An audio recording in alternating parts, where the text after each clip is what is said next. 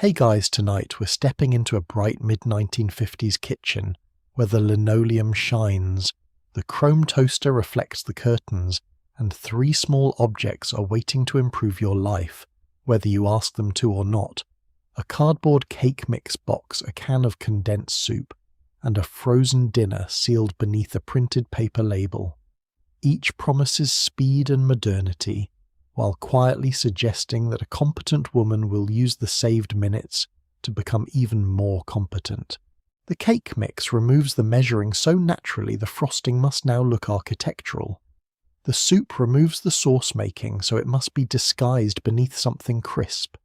The frozen dinner removes most of the cooking, which is helpful, although serving it directly in its aluminum tray may cause the family to suspect that civilization has ended. This is the strange bargain at the center of tonight's story. Processed food companies did not simply sell women less work. They sold them a shortcut, and then surrounded that shortcut with smiling photographs serving suggestions, recipe booklets, and cheerful reminders that a good wife would never allow convenience to look convenient. The box offered freedom.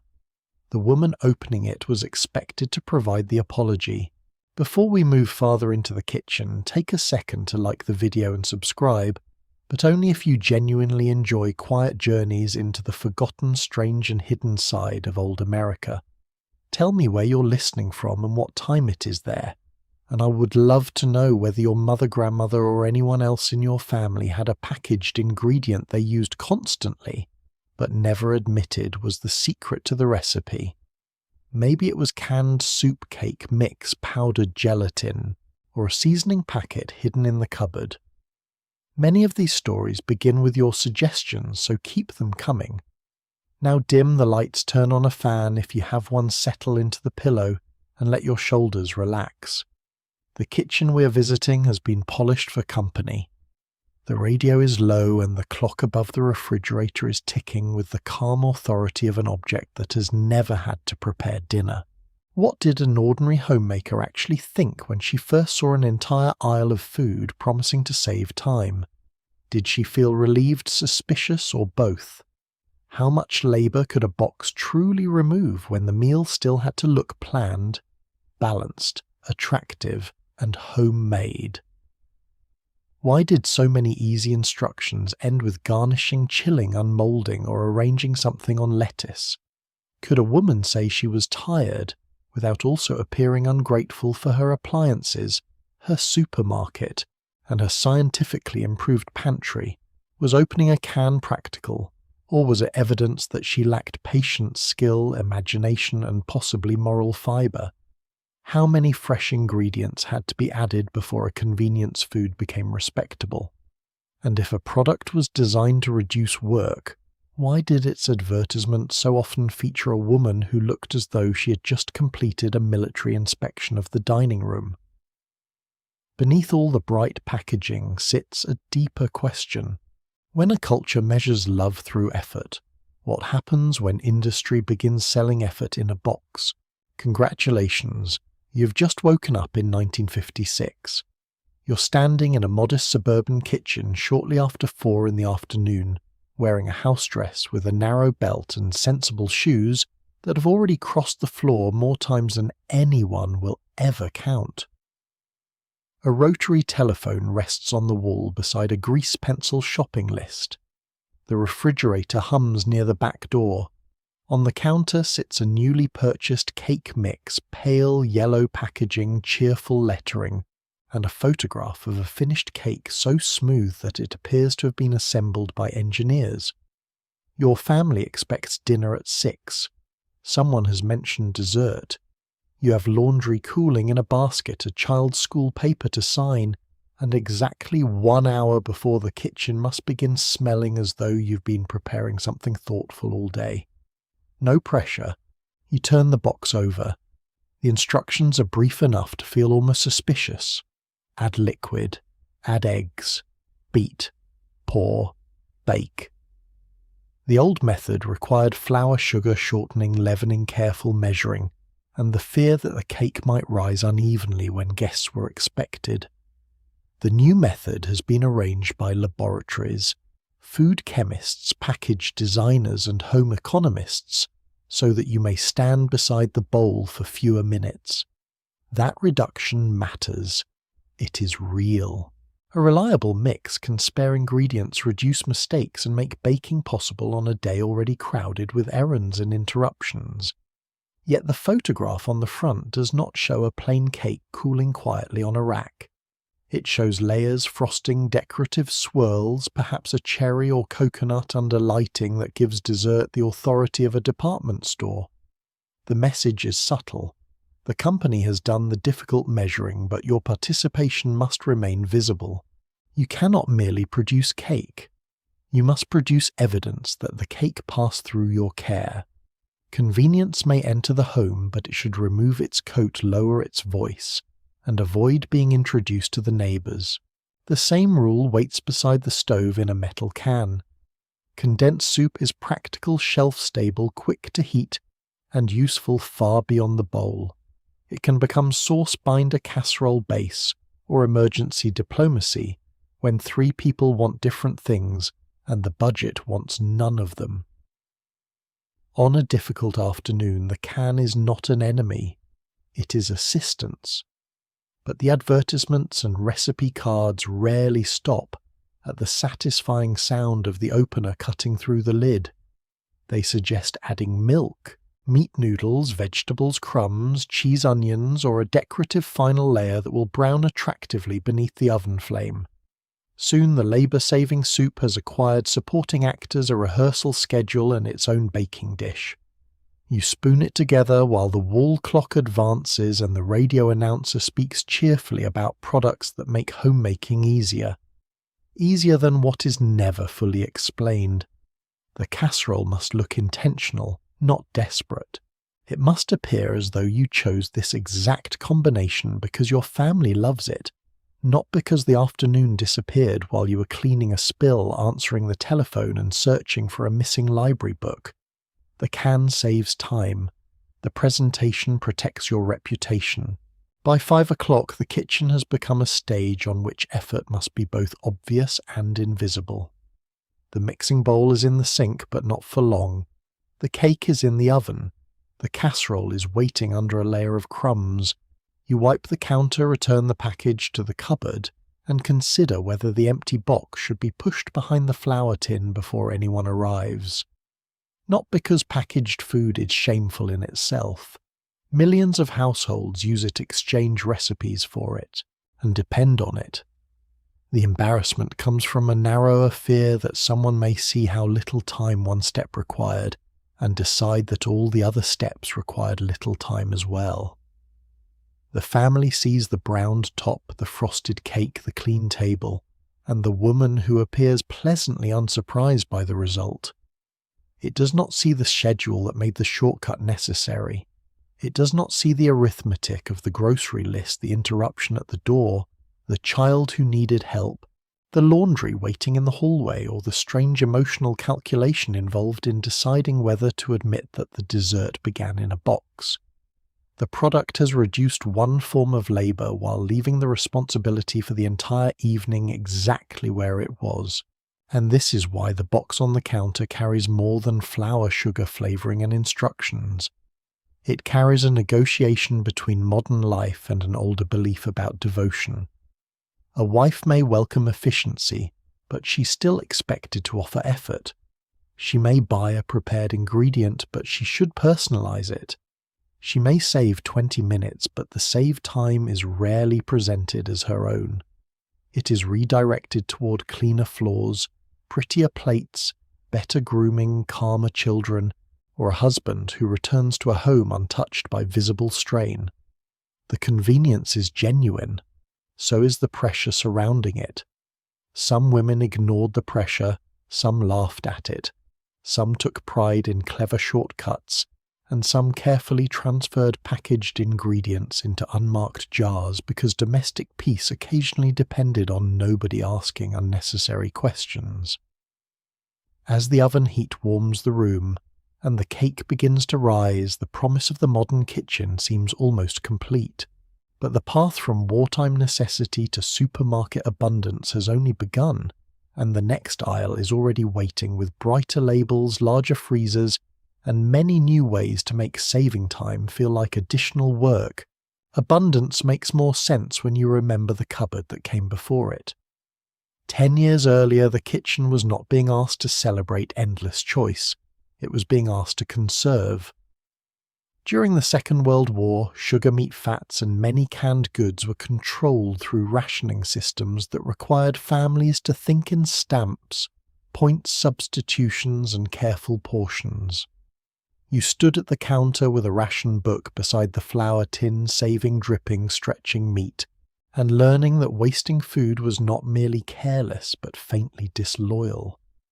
Posters, newspaper columns, radio programs, and government advice turned the household pantry into a small branch of national logistics. Victory Gardens supplied vegetables. Home canning preserved what could not be eaten immediately. Recipes taught cooks how to replace scarce ingredients without allowing the family to feel that anything important had vanished. The work was practical, but it also carried moral weight. A competent homemaker made do, used leftovers, saved sugar, and somehow kept the table reassuring. Nobody called her a supply officer, although she was expected to perform several of the duties without a uniform or salary. War also changed the food itself. Armies required meals that could travel, survive storage, resist spoilage, and be prepared under conditions far less charming than a suburban kitchen. Industry expanded the production of canned, dried, concentrated, frozen and packaged foods, while researchers worked on preservation, transportation, nutrition, and large-scale manufacturing. Not every post-war product came directly from a military laboratory, and convenience food had existed long before Pearl Harbor. Canned soup, breakfast cereal, commercial bread, gelatin desserts, and baking mixes already had histories of their own. But wartime demand accelerated certain technologies and familiarized Americans with the idea that food could be engineered for reliability. A meal no longer needed to begin with a garden, a butcher's block, and several unhurried hours.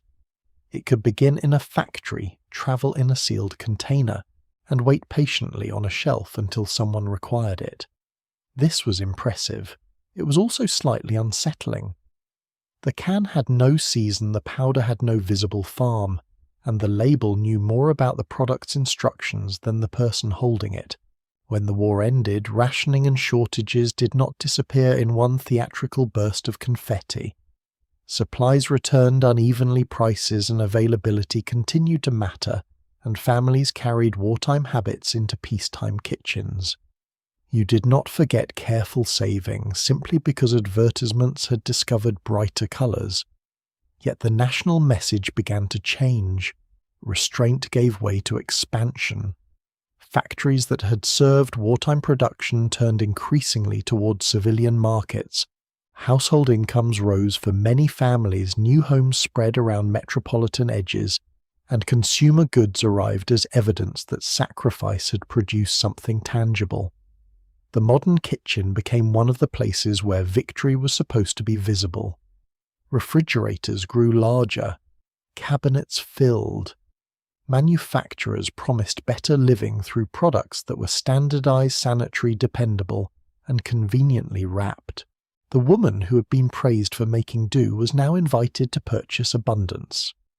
Ideally, she would perform this transition without becoming extravagant, wasteful, confused, or tired. History had changed the assignment. The grading system remained.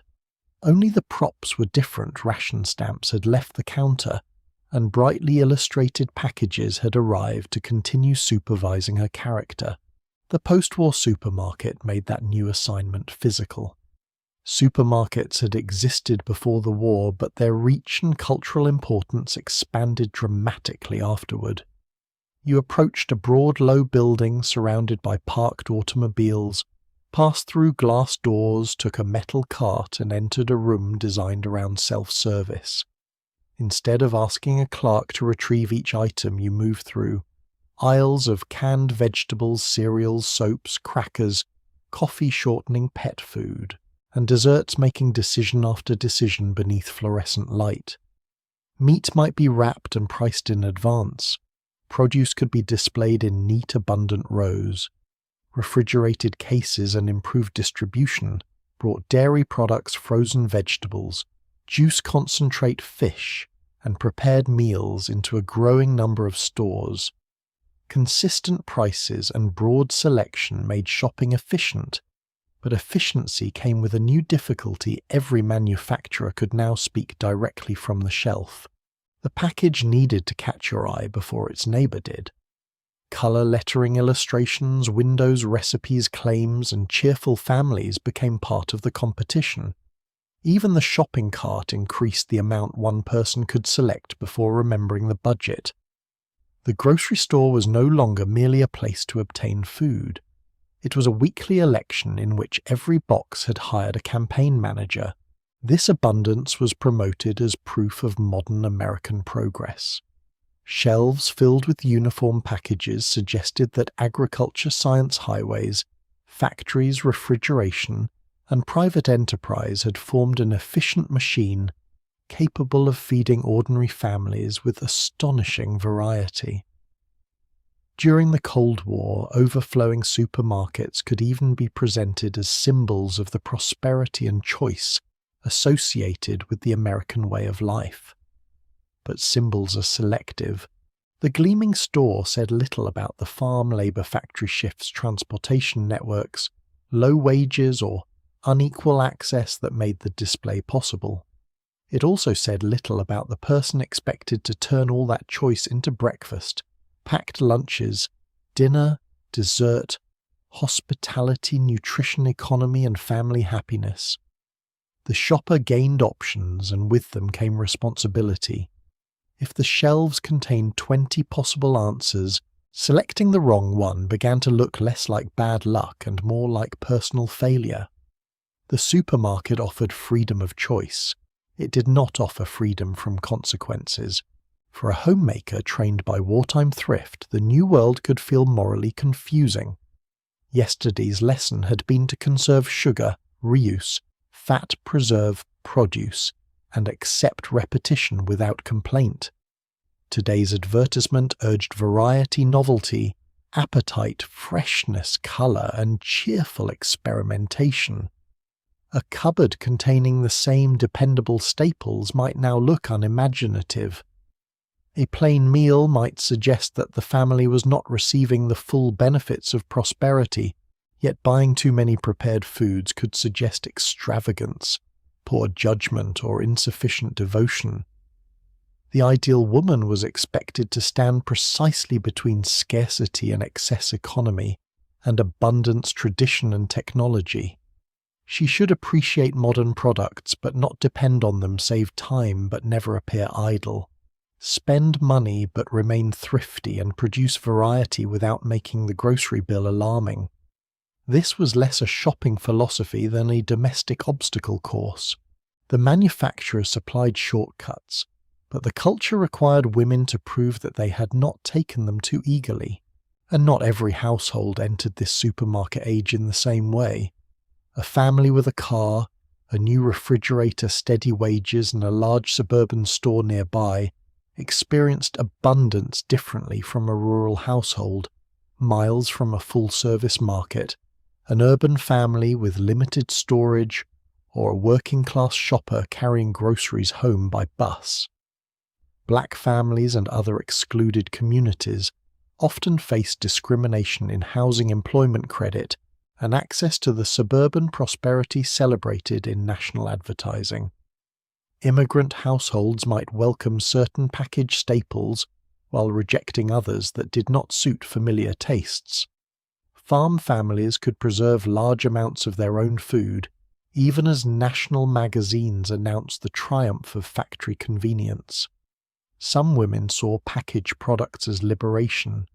Others saw them as expensive, bland, unnecessary, or faintly suspicious. Most made practical combinations using fresh, preserved canned, frozen and homemade foods according to money, equipment, time, custom and family preference. The decade was never one kitchen. Advertising simply preferred to photograph it that way. By the time you return to our 1956 supermarket, the wartime cupboard has become a long corridor of competing promises. The cans are stacked into perfect walls. The freezer case breathes cold air against your wrist. A shopping cart rattles behind you while a child reaches toward a cereal box designed at exactly the height of temptation. Every label offers assistance, and nearly every label contains a picture of what assistance should look like after you've improved it. The war taught households to treat food as a matter of discipline. The post-war market taught them to treat food as a matter of choice. Processed food companies discovered that the most profitable place was directly between those two ideas, where a woman could be grateful for convenience and ashamed of needing it at the same time. Ahead, the aisle grows brighter, the packages grow more confident, and the weekly grocery list begins to feel less like a reminder than an examination with several hundred possible wrong answers. The package did not simply contain food. It stood on the shelf and evaluated the woman considering it. By 10:30 on a Thursday morning, you are pushing a wire cart beneath fluorescent tubes, while the wheels produce a small metallic complaint at every turn.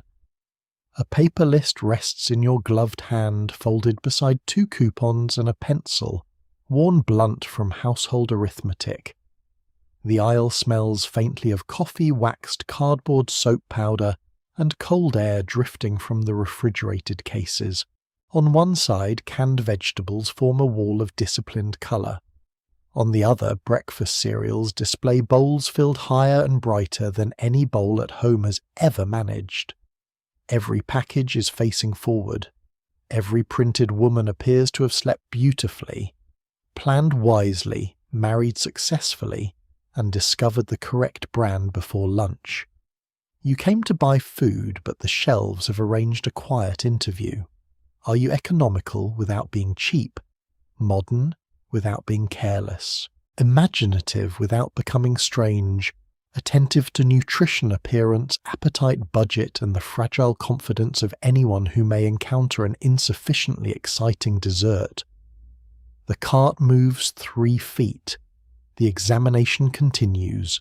In the older grocery store, a clerk often stood between the customer and much of the merchandise.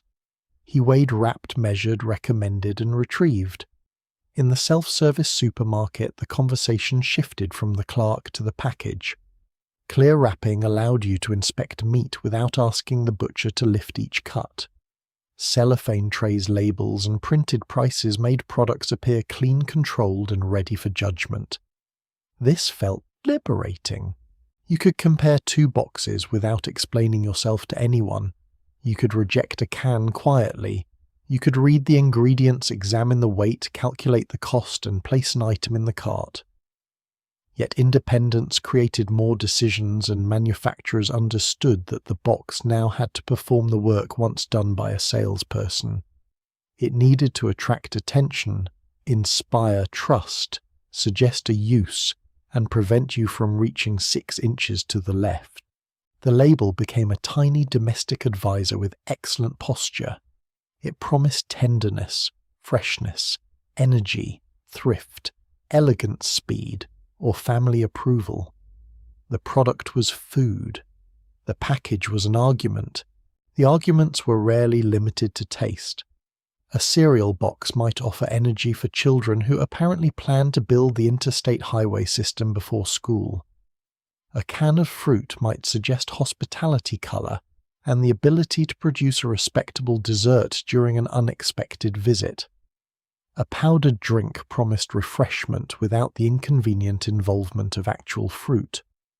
A baking mix presented a tall cake surrounded by approving faces, because no product wished to admit that it might be eaten quietly over the sink.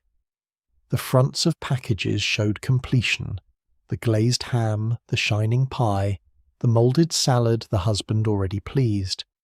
Instructions on the back restored the missing labor. Add milk, fold gently, chill several hours, garnish with parsley, top with toasted crumbs, arrange attractively. The product offered a beginning and photographed the ending as though nothing difficult existed between them. Serving suggestion was a useful phrase. It meant the contents might leave the factory rather plain, but with sufficient effort, additional ingredients, correct dishes, and a sprig of something green you could help them achieve their potential.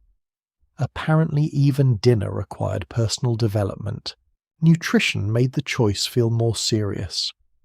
By the 1950s, shoppers encountered an expanding language of vitamins, minerals, enrichment, energy, balance, growth, and scientifically planned meals. Government home economists, magazine food editors, schools, physicians, manufacturers, and advertisers all contributed advice, not always with identical motives. You were expected to know that children needed sound meals, that breakfast mattered, that milk was useful, and that vegetables should appear regularly. Packaged food companies learned to place their products inside that responsibility. A box could be quick and still announce nourishment. A canned product could be modern and still show a mother serving it with grave nutritional confidence. The health claim did not remove the homemaker from the decision. It made her more accountable for it. If a child lacked energy, resisted vegetables, or returned from school with an appetite large enough to consume upholstery, the advertisement implied that another product might solve the problem. The supermarket therefore offered hundreds of foods and hundreds of possible future accusations. Choosing dinner began to resemble choosing a small domestic policy. Everyone would experience the result, but one person would be remembered as the administration. Then there was the husband's invisible vote. He did not need to accompany you through the aisle to influence what entered the cart. Advertisements frequently imagined him at the table, tasting, smiling, praising, requesting another serving, or looking mildly alarmed until the correct product restored his faith in the evening. His appetite was presented as straightforward and natural. Your ability to anticipate it required research. You remember which vegetables remain untouched, which casserole produced silence, which brand of coffee received approval, and which economical cut of meat must never be described as economical. Children cast their ballots more loudly. They recognize mascots, colors, prizes, sweet coatings, and before they understand the grocery budget. A small hand reaches from the cart toward a box that promises adventure, and possibly a plastic object buried beneath the cereal. You return it to the shelf. The child begins negotiations. Around you, packages designed by adults encourage the child to continue. The family is not present as a planning committee, but its preferences fill the aisle. You are shopping alone with several invisible supervisors and one visible assistant who has dropped a coupon. Price complicates every promise. A prepared product may save time, reduce waste, provide consistent results, or make an ingredient available beyond its season. It may also cost more than its basic components, or require additions not visible in the bold lettering on the front. You compare ounces, servings, and coupons while keeping the week's meals in your head. The roast on Sunday must become sandwiches on Monday. The milk must last. A guest may appear. Payday may still be several days away.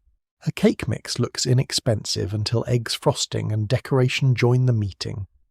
A frozen entree looks convenient until you calculate how many trays are required for the household.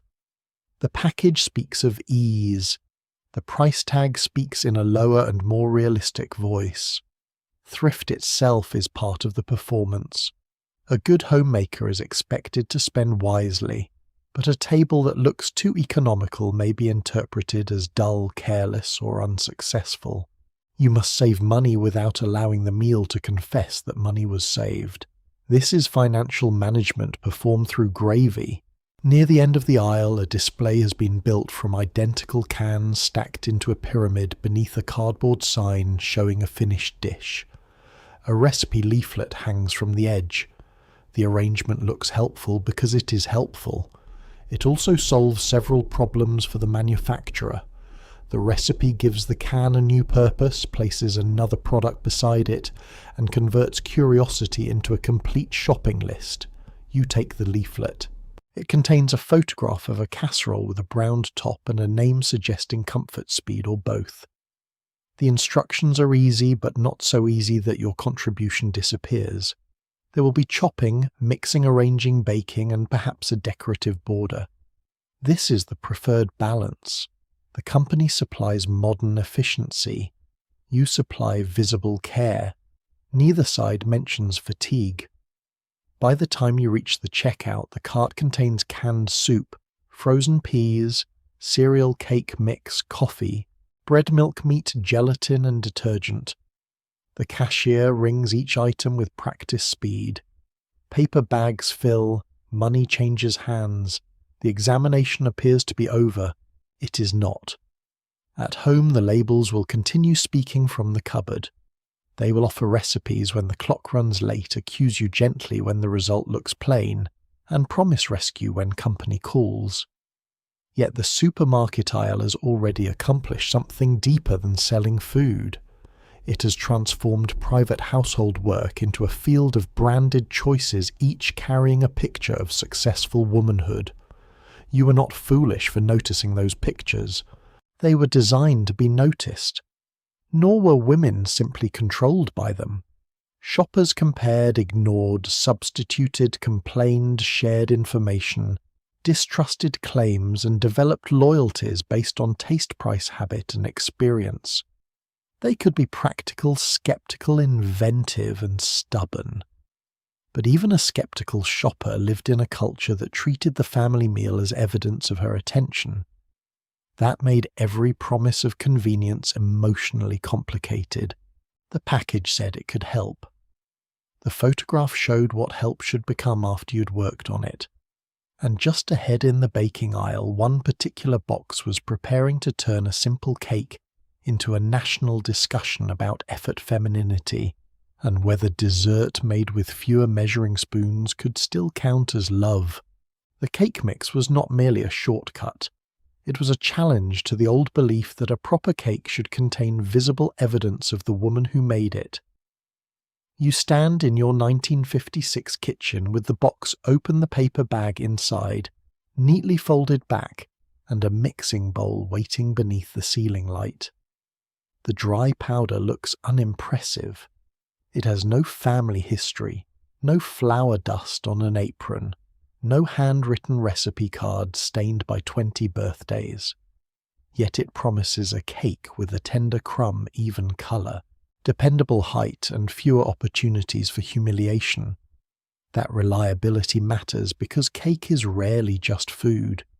It appears at birthdays, church suppers, bridge afternoons, school events, anniversaries, and visits from relatives who will insist they are not judging while examining the frosting from 3 feet away. A collapse centre is not treated like a minor chemical accident. It is treated as a small public statement about preparedness.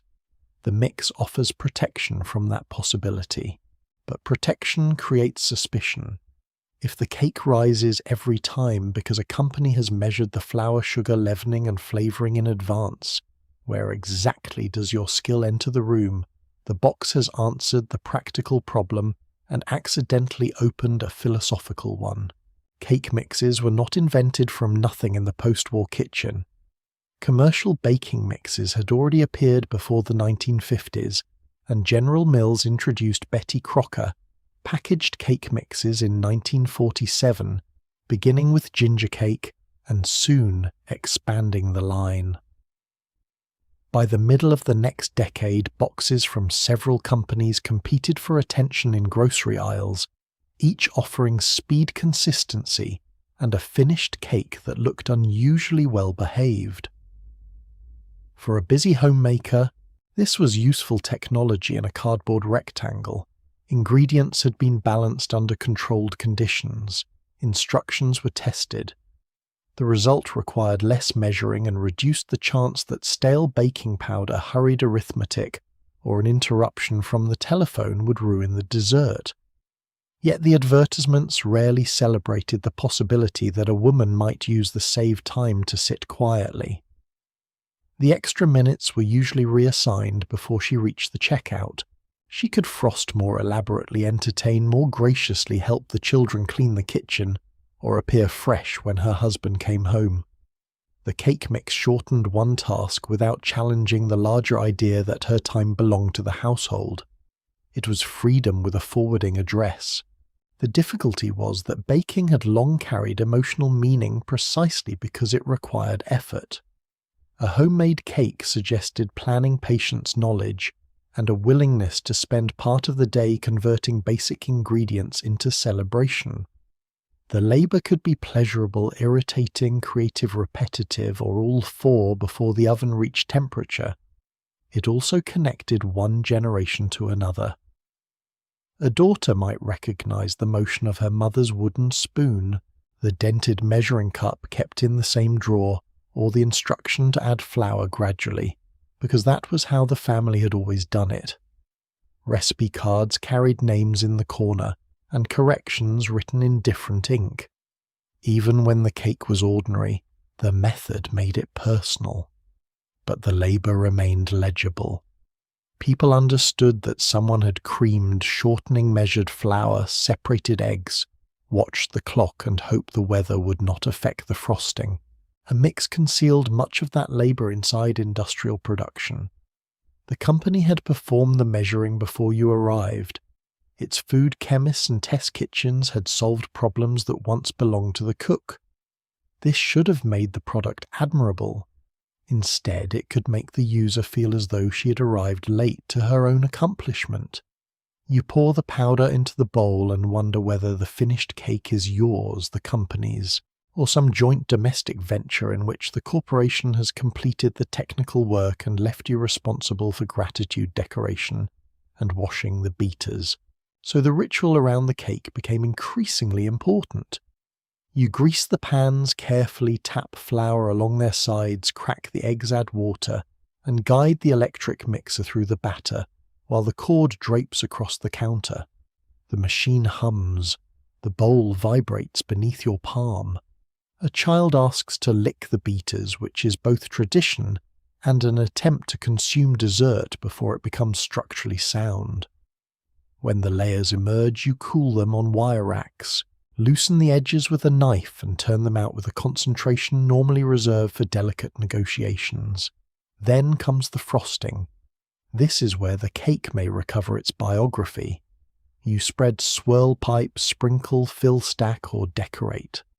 Coconut becomes snowfall. Cherries become jewels. Colored sugar becomes proof that the afternoon did not escape without supervision. A plain cake might reveal the shortcut, but a decorated cake appears transformed by individual care. The mix provided standardization. The frosting restored personality. In this arrangement, convenience was permitted as long as it dressed for dinner. The front of the box encouraged this performance. It rarely showed the cake as it looked immediately after leaving the pan. Instead, the package presented the completed ideal: tall layers, flawless icing, clean slices, bright plates, and sometimes a family waiting nearby with the respectful attention normally given to a visiting dignitary. The picture did not technically accuse you of anything. It simply established the altitude at which success was located. On the back, variations suggested that one mix could become several desserts if you added flavoring fruit nuts, filling, frosting, or imagination. The company was not only selling cake, it was selling a platform upon which your creativity could be demonstrated. This solved a marketing problem. If the product seemed too automatic, it risked making the homemaker feel unnecessary. If it required too much work, it lost its convenience. The ideal mix therefore removed uncertain labor while preserving ceremonial labor. It prevented some mistakes but left enough steps for the woman to receive praise. A modern product had to save her time without making it obvious that time had been saved. The cake should look as though efficiency had occurred privately and devotion had occurred in public. Not every woman experienced this as guilt. Many welcome mixes without apology, especially when money paid employment. Children illness limited equipment or simple preference made reliability valuable.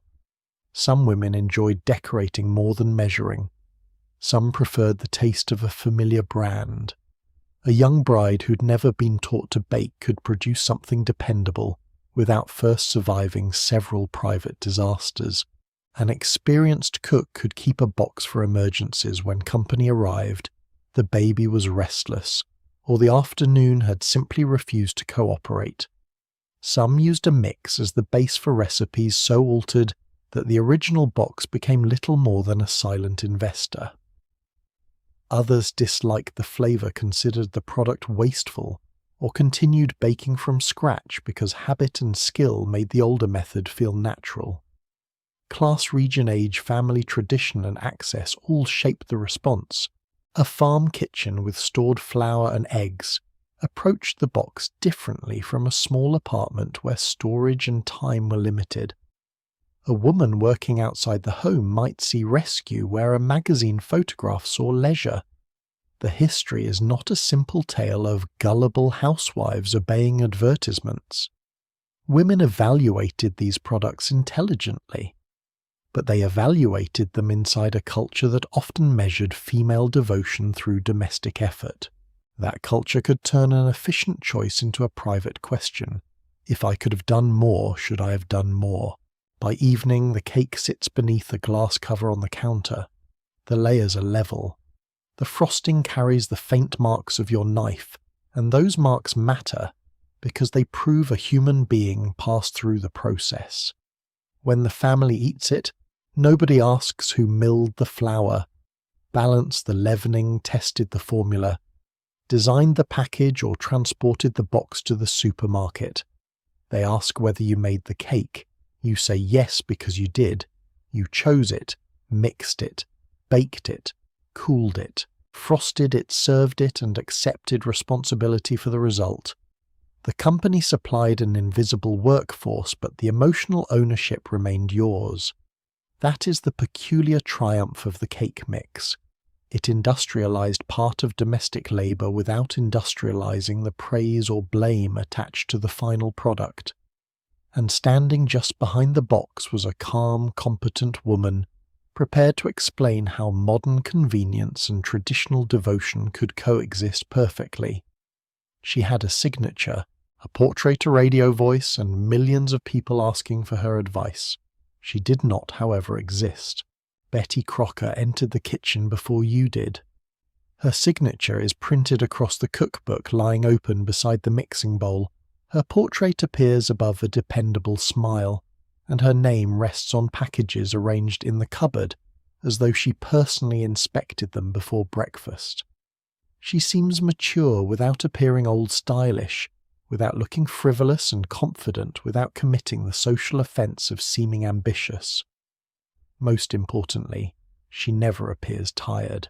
At 10 minutes past 4 in your 1956 kitchen, you have flour on one sleeve, a saucepan beginning to complain on the stove, and a child asking whether dessert is ready before dinner has achieved a recognizable form. Betty remains composed. She offers a recipe, a measured instruction, and the quiet suggestion that the problem can be solved if you follow her advice carefully. There is comfort in that. Cooking produces dozens of small uncertainties, and here is a calm woman who appears to know precisely how long the cake should bake, how full the measuring cup should be, and what to serve when guests arrive unexpectedly. There is only one complication. Betty Crocker is not a woman. She has no kitchen, no family waiting at 6, and no saucepan moving steadily toward disaster. She's a corporate personality assembled from the work and voices of many real women. Her story began not with an oven, but with a mail promotion. In 1921, the Washburn Crosby Company, which would later become part of General Mills, advertised a puzzle connected with gold medal flour and offered a small flour bag-shaped pincushion, to people who mailed in the completed entry. Tens of thousands responded. Alongside the puzzles came hundreds of questions about baking, why bread failed, how flour should be measured, what might rescue a cake, and what a worried cook should do next. The company already employed women who could answer, but management wanted the replies to feel consistent and personal. So one friendly female name was created for all of them to use. Crocker honoured a retired company executive, William G. Crocker. Betty was chosen because it sounded approachable. Female employees submitted versions of the signature, and one was selected for company correspondence. From that point onward, many hands could write with one identity. A consumer sent a question to a corporation and received an answer from someone who felt like a knowledgeable neighbour. It was an elegant arrangement. The company gained a trusted human voice, while the human being doing the actual answering disappeared behind the signature. That disappearance did not mean the expertise was false. The women behind Betty Crocker included trained home economists, recipe testers, writers, demonstrators, administrators, and broadcasters. They tested flour-studied common kitchen failures, answered letters, ran cooking schools, and adapted recipes to equipment available in ordinary homes.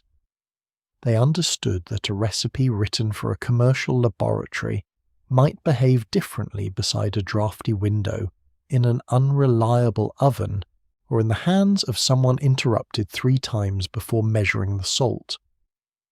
Marjorie Child Husted, who became one of the most influential people shaping Betty Crocker's voice, observed how homemakers actually worked and helped turn that knowledge into practical advice. Other women prepared scripts, developed methods, and answered correspondence while signing the same fictional name. Betty was imaginary, but the labour supporting her was remarkably real. She was less a single invented expert than a carefully managed office full of educated women speaking through one approved personality. This gave them a kind of authority that individual female employees might not have received under their own names.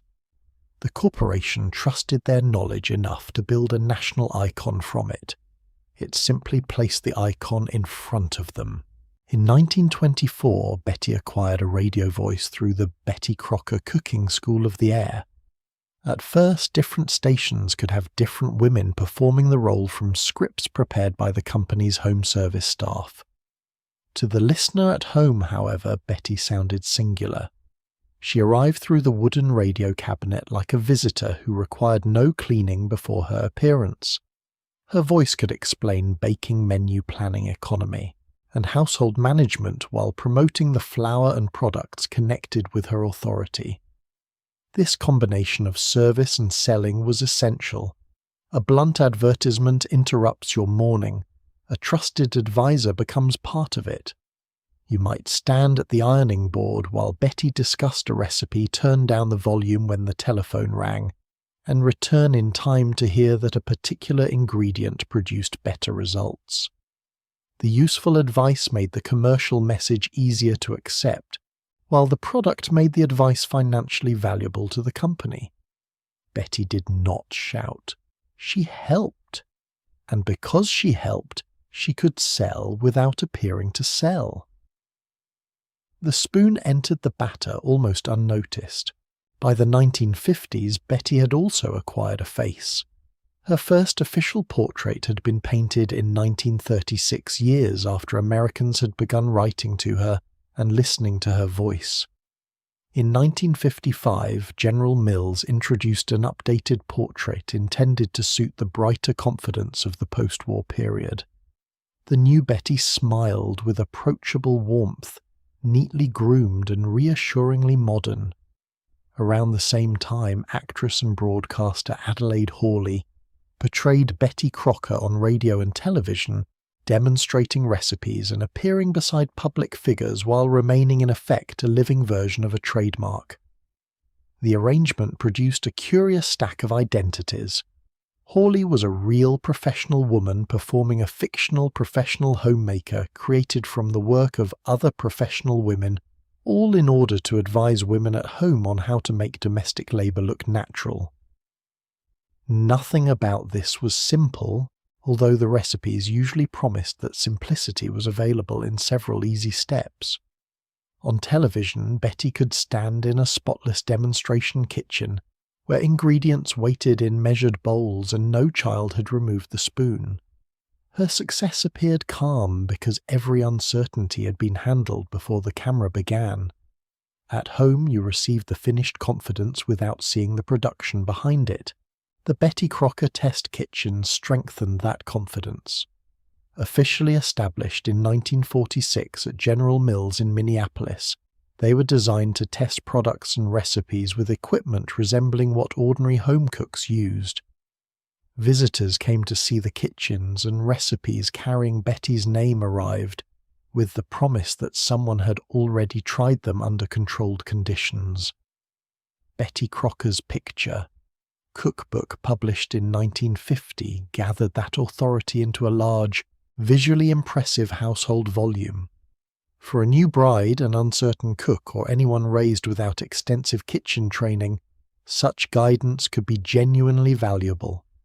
The cookbook explained techniques, offered menus, and reduced the loneliness of not knowing what experienced cooks seemed to know automatically. Yet its confidence could also become another standard. The photograph showed the proper result. The instruction described the proper method. Betty was patient, but she was rarely confused. When your biscuits leaned, the cookbook remained level. When the roast dried out, the pictured roast continued shining. The fictional expert never needed to sit down and reconsider her life beside the refrigerator. This was Betty Crocker's deepest power. She made corporate instruction feel personal and domestic expectations feel objective. Advice did not seem to come from an advertising department trying to sell flour mixes, cookbooks, and related products. It came from Betty, the sensible woman who appeared to understand your kitchen.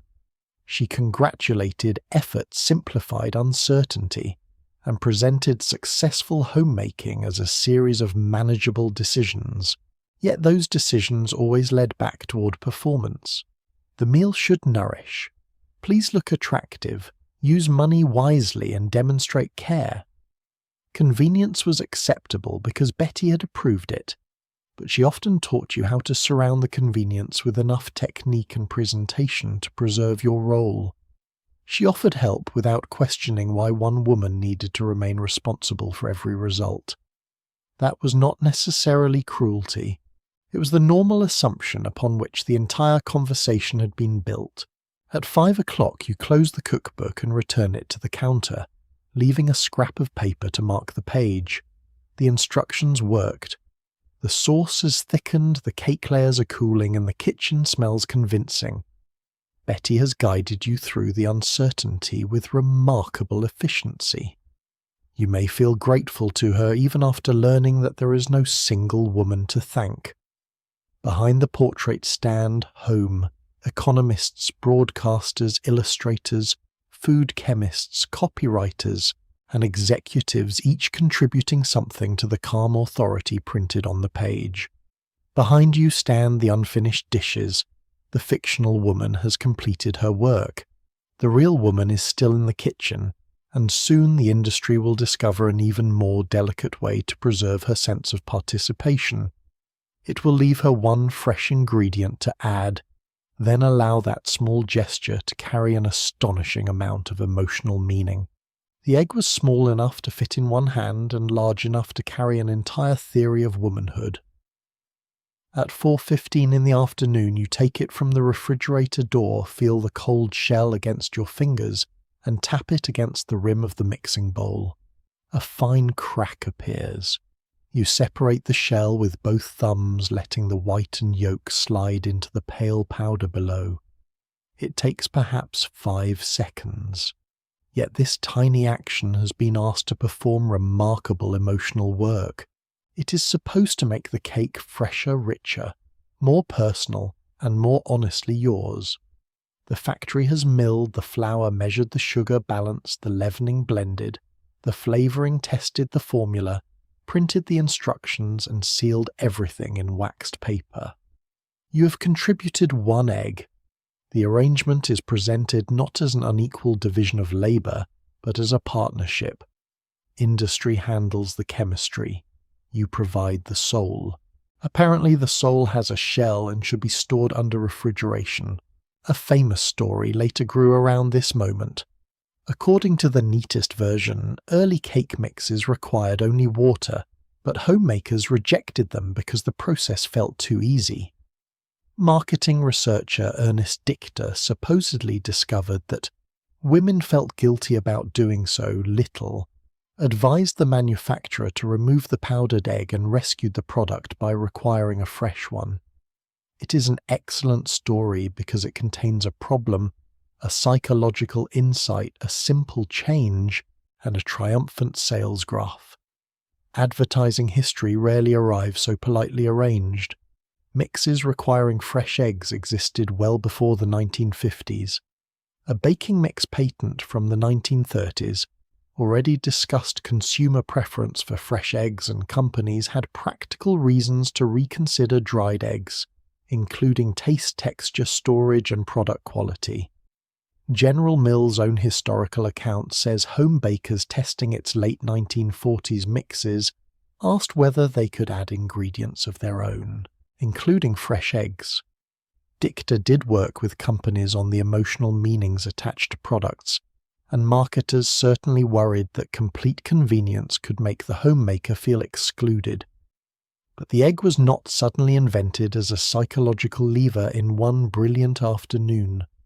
The truth is less cinematic and more useful manufacturers' researchers, and consumers were already negotiating how much of the work a product could remove before the person using it stopped feeling like the maker. That negotiation mattered because cake carried a different emotional charge from ordinary fuel. Nobody expected a woman to express herself through a boiled potato with quite the same intensity. Cake appeared when affection had to become visible. It marked birthdays, anniversaries, Sunday visits, school celebrations, bridge clubs, church tables, and the arrival of company whose presence required the better plates. A cake said that the occasion had been noticed. It suggested that someone planned ahead, purchased ingredients, warmed the kitchen, watched the oven, and cared enough to risk a fallen centre. When a box compressed much of that work into a few instructions, it threatened to separate the symbol from the sacrifice. The family still saw cake, but the woman making it knew how little measuring had occurred. Whether anyone else cared was almost beside the point. The cultural lesson had already been learned. Effort made food sincere. A shortcut could therefore save physical labour while creating emotional paperwork. The egg functioned like a signature at the bottom. It did not write the whole letter, but it allowed you to say the letter had passed through your hands. The fresh ingredient also improved the performance itself. You crack the second egg, add water, and begin beating. Yellow ribbons disappear into the batter.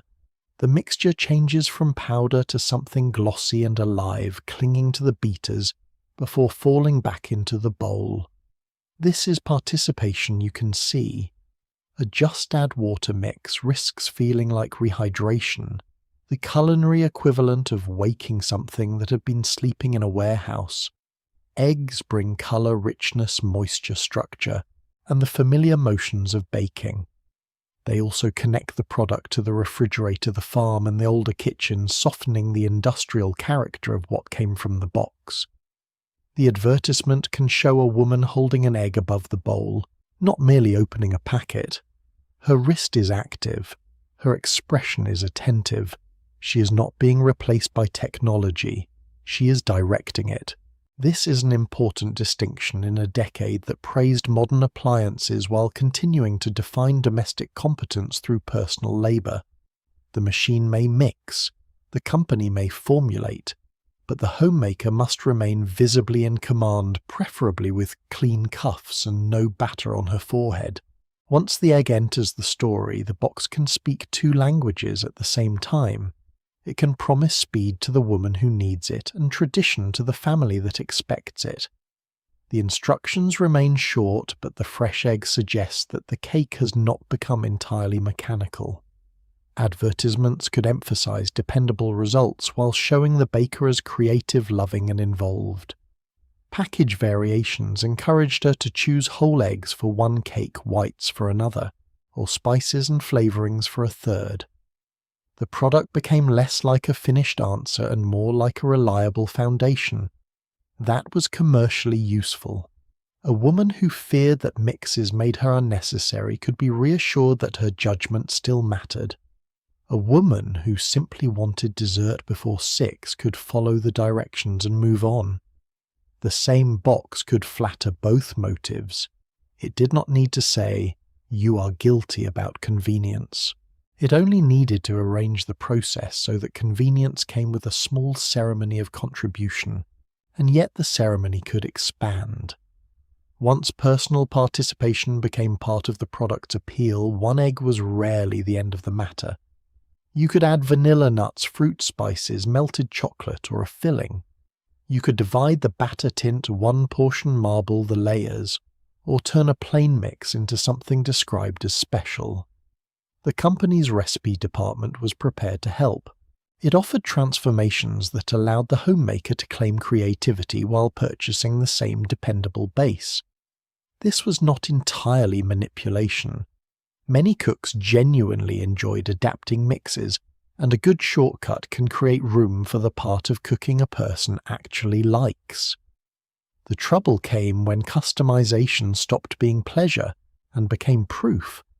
If the plain version appeared lazy, then each added ingredient became a small character witness. The nuts testified to thoughtfulness. The filling confirmed effort. The frosting established respectable intent.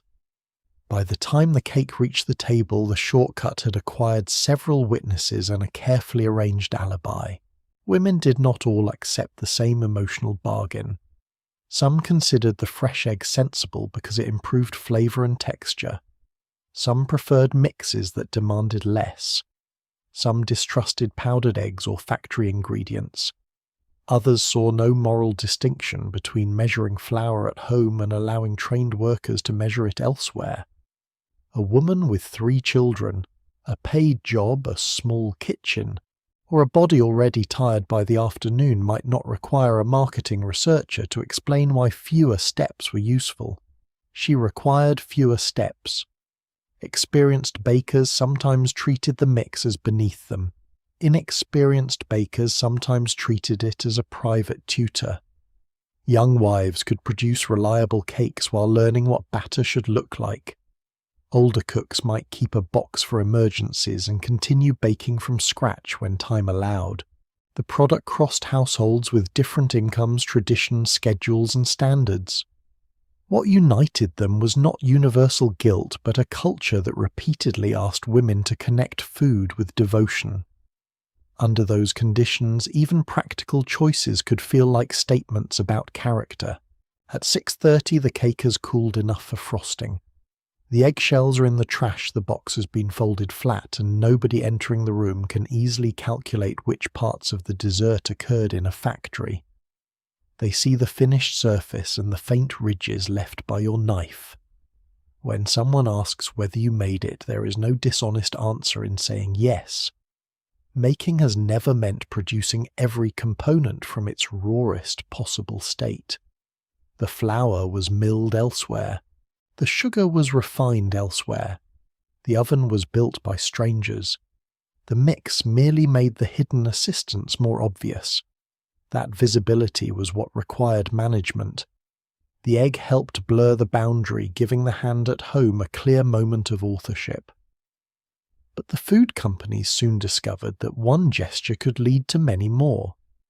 If a woman wanted to make a product feel personal, they could provide endless instructions for adding, combining, decorating, and serving. The next great tool of convenience would therefore not be another ingredient.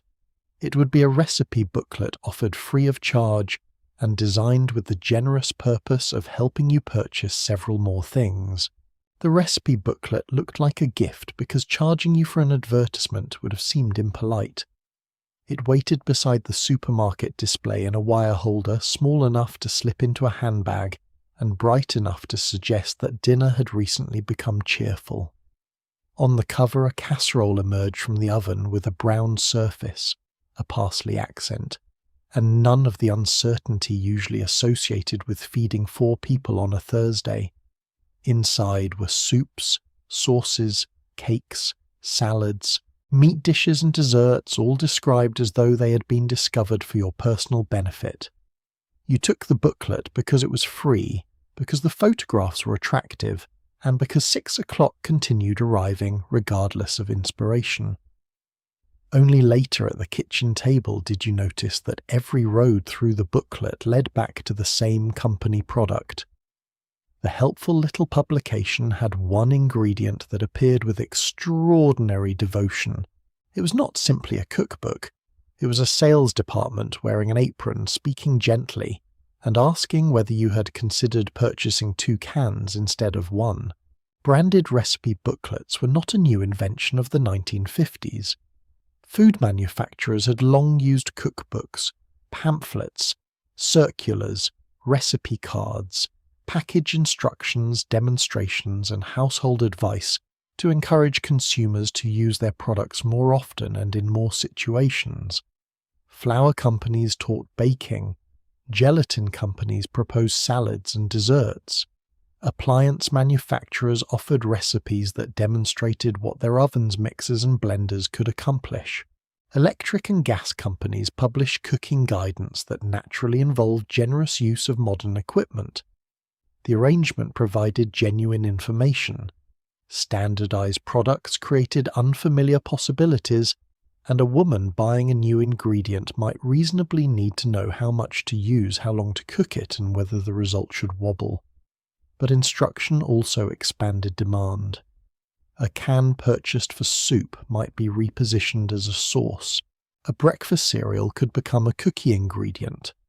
Mayonnaise could migrate into salads, sandwiches, dips, cakes, and places where it had not previously been expected. The booklet did not merely explain the product's existing purpose, it gave the product additional employment. Behind these publications stood corporate home economists and test kitchen workers whose expertise was real, even when the sales objective was equally real. They adjusted quantities, timed ovens, compared textures, wrote instructions, answered letters, arranged demonstrations, and tried to anticipate what could go wrong in an ordinary kitchen. A recipe had to work with the measuring cups, stoves, pans, and ingredients available to the intended customer. It also had to be clear enough for a nervous beginner and attractive enough for an experienced cook to consider. The women doing this work occupied an unusual position between science, domestic practice, education, and advertising. They translated industrial products into household meals. They understood that consumers would not continue buying an ingredient that produced repeated disasters, so dependability mattered. Yet the recipe also needed to serve the company. If one branded item was useful, 3 were better.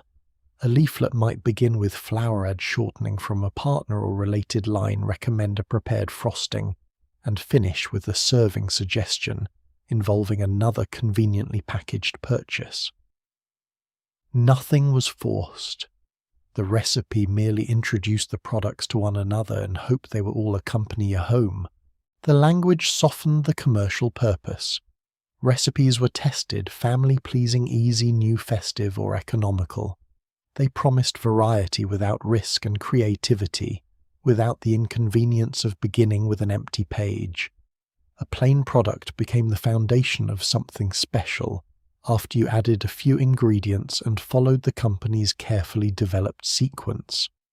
The word easy was especially delicate. Too much ease could make the homemaker feel unnecessary, so the recipe retained enough activity to establish her authorship. She chopped, stirred, folded, layered, chilled, baked, garnished, and arranged. The company supplied the central branded ingredient while she performed the motions that turned it into care.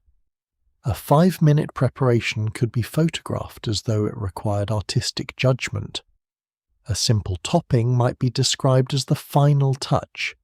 A ring mold transformed gelatin into architecture. The result was efficient, certainly, but never careless. Convenience had learned to wear decorative parsley as a badge of good character.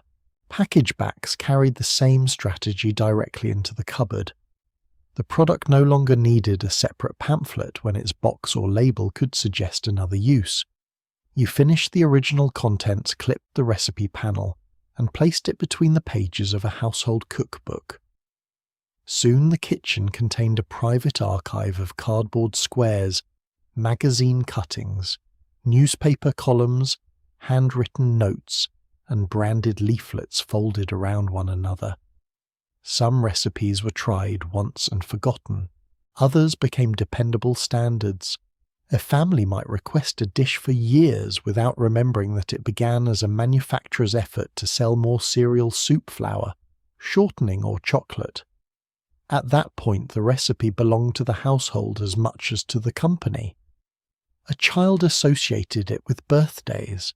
A husband asked for it by an informal family name. A daughter copied it onto a card before marriage. Marketing could create the introduction, but repetition created memory. The sales department had entered through the mailbox and after several holidays become an ancestor. Recipe contests made this relationship more public. Pillsbury launched its Grand National Recipe and Baking Contest in 1949, inviting home cooks to transform familiar ingredients into original entries and offering recognition on a scale rarely available for ordinary domestic work. Thousands of recipes arrived from kitchens across the country.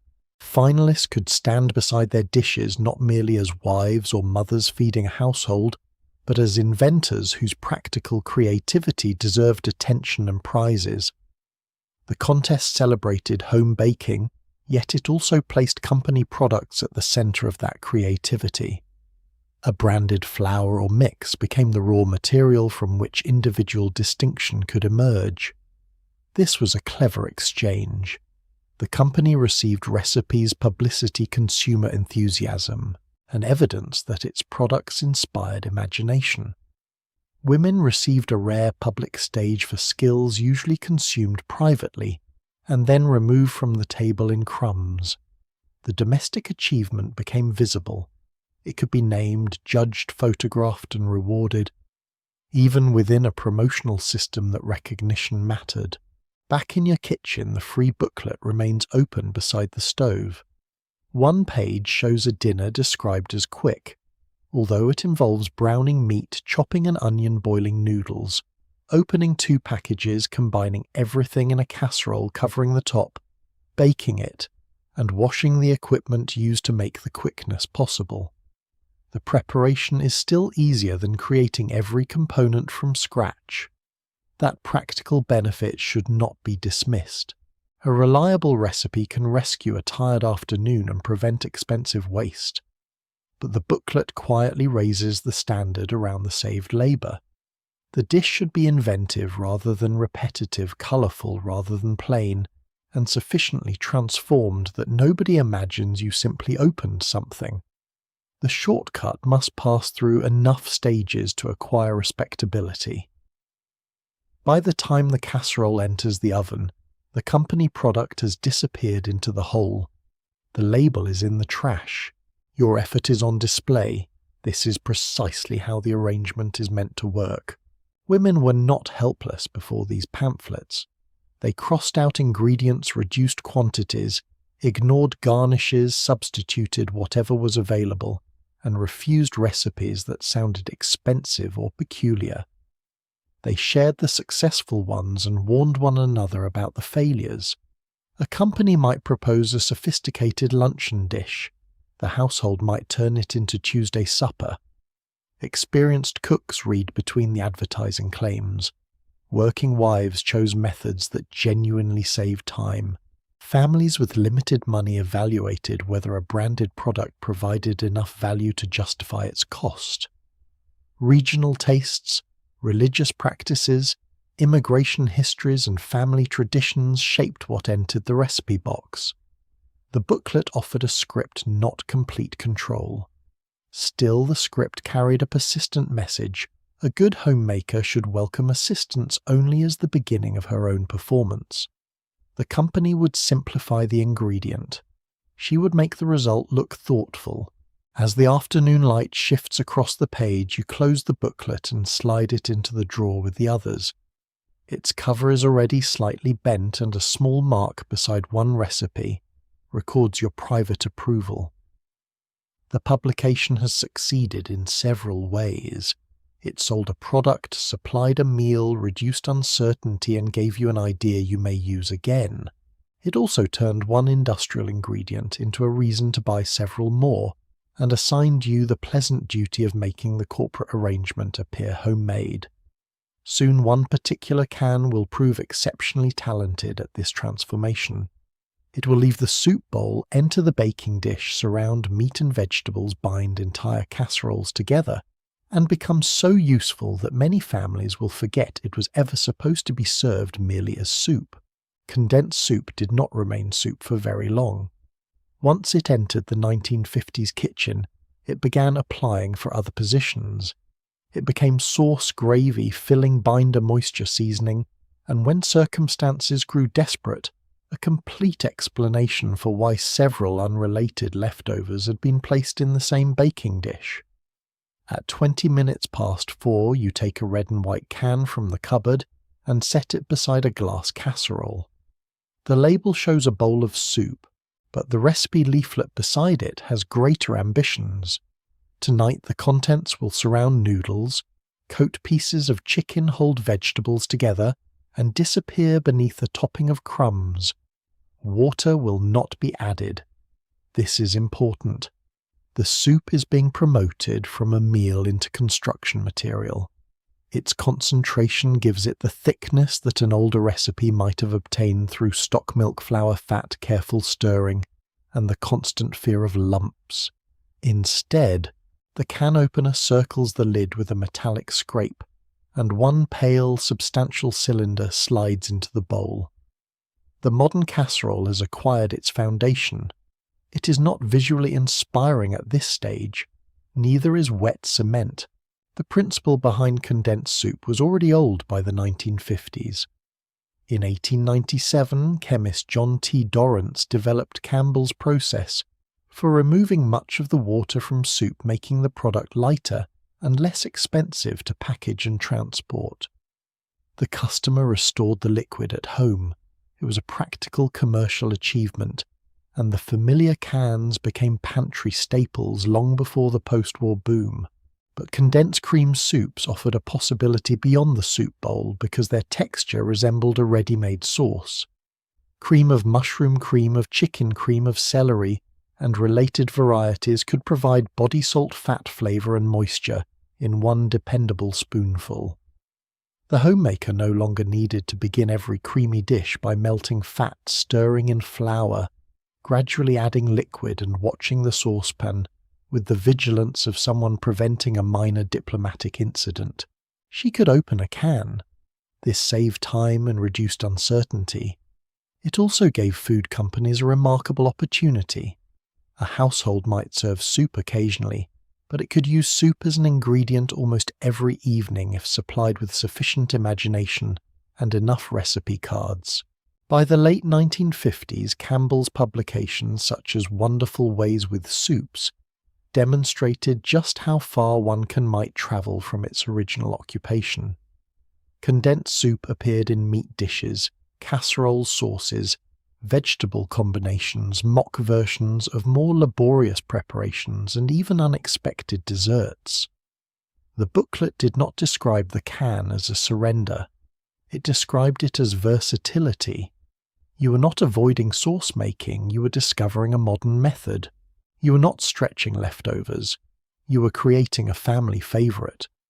This language mattered because the casserole often contained ingredients that needed social assistance.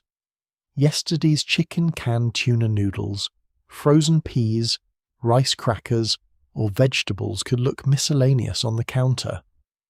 Once folded into a creamy base and baked beneath a browned topping, they appeared coordinated. The soup acted like a public relations department for leftovers. It introduced every ingredient under a single name, placed them in matching surroundings, and sent them to the table as a planned event. The casserole dish itself helped complete the transformation. A clear glass or decorated ceramic baker moved from oven to table, reducing the need for another serving vessel, while presenting the contents as one harmonious object. Layers and boundaries disappeared beneath the sauce. The dish could be assembled before dinner left waiting, while other tasks demanded attention, and placed in the oven at the proper moment. For a woman, balancing children laundry errands paid employment, or a late afternoon telephone call, that flexibility was genuinely valuable. The casserole did not require the final minute coordination of meat, potatoes, vegetables, gravy, and several burners all reaching readiness together. Everything entered one container and emerged under a unified schedule. This was efficiency that could be felt. Yet the finished dish still needed texture, color, and evidence of attention. A smooth beige surface was practical but emotionally underdressed. Crushed crackers, potato chips, breadcrumbs, cheese, fried onions, paprika, parsley, or sliced almonds might be added on top. The soup had saved you from making a sauce. Respectability requested a roof. This was the architecture of the modern casserole: a starch for structure, a protein for seriousness, a vegetable for nutritional credibility, condensed soup for structural integrity, and a crisp topping to prevent the entire project from looking too soft. The ingredients were flexible because flexibility was the point. Tuna could replace chicken, rice could replace noodles, frozen peas could enter without ceremony, a small amount of meat could be distributed across more servings, an advantage for households watching the grocery budget. Canned and frozen foods reduced preparation time and allowed cooks to assemble dinner from products stored for weeks. The casserole could feed a family travel to a church supper, comfort a sick neighbour, or appear when relatives arrived with an appetite and insufficient warning. It was economical, portable, forgiving, and warm. These are not trivial virtues. The joke lies not in the casserole itself, but in the way advertising could turn such practical improvisation into a flawless demonstration of planned domestic artistry. The cook had rescued Thursday. The photograph behaved as though Thursday had followed instructions. The recipe usually began with reassuring verbs: combine, stir, pour, bake. Each sounded brief until the individual ingredients assembled their own preparation requirements. The meat might need browning, the noodles might need boiling, the vegetables might need draining. The topping might need crushing, mixing, and distributing with sufficient equality to prevent a child from claiming that another child received the better section. The can eliminated one complicated component, but the meal did not prepare itself. You still opened, measured, chopped, cooked, transferred, wiped, timed, served, and washed.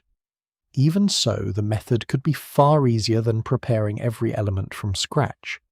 The problem was not that the convenience was false. The problem was that the culture often refused to let convenience end with less work. A company recipe could recommend a decorative border, a colourful garnish, or an accompanying salad so the plate would appear balanced and complete.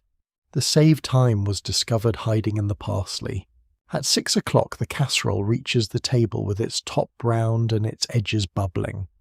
Your husband sees dinner rather than a sequence of industrial processes.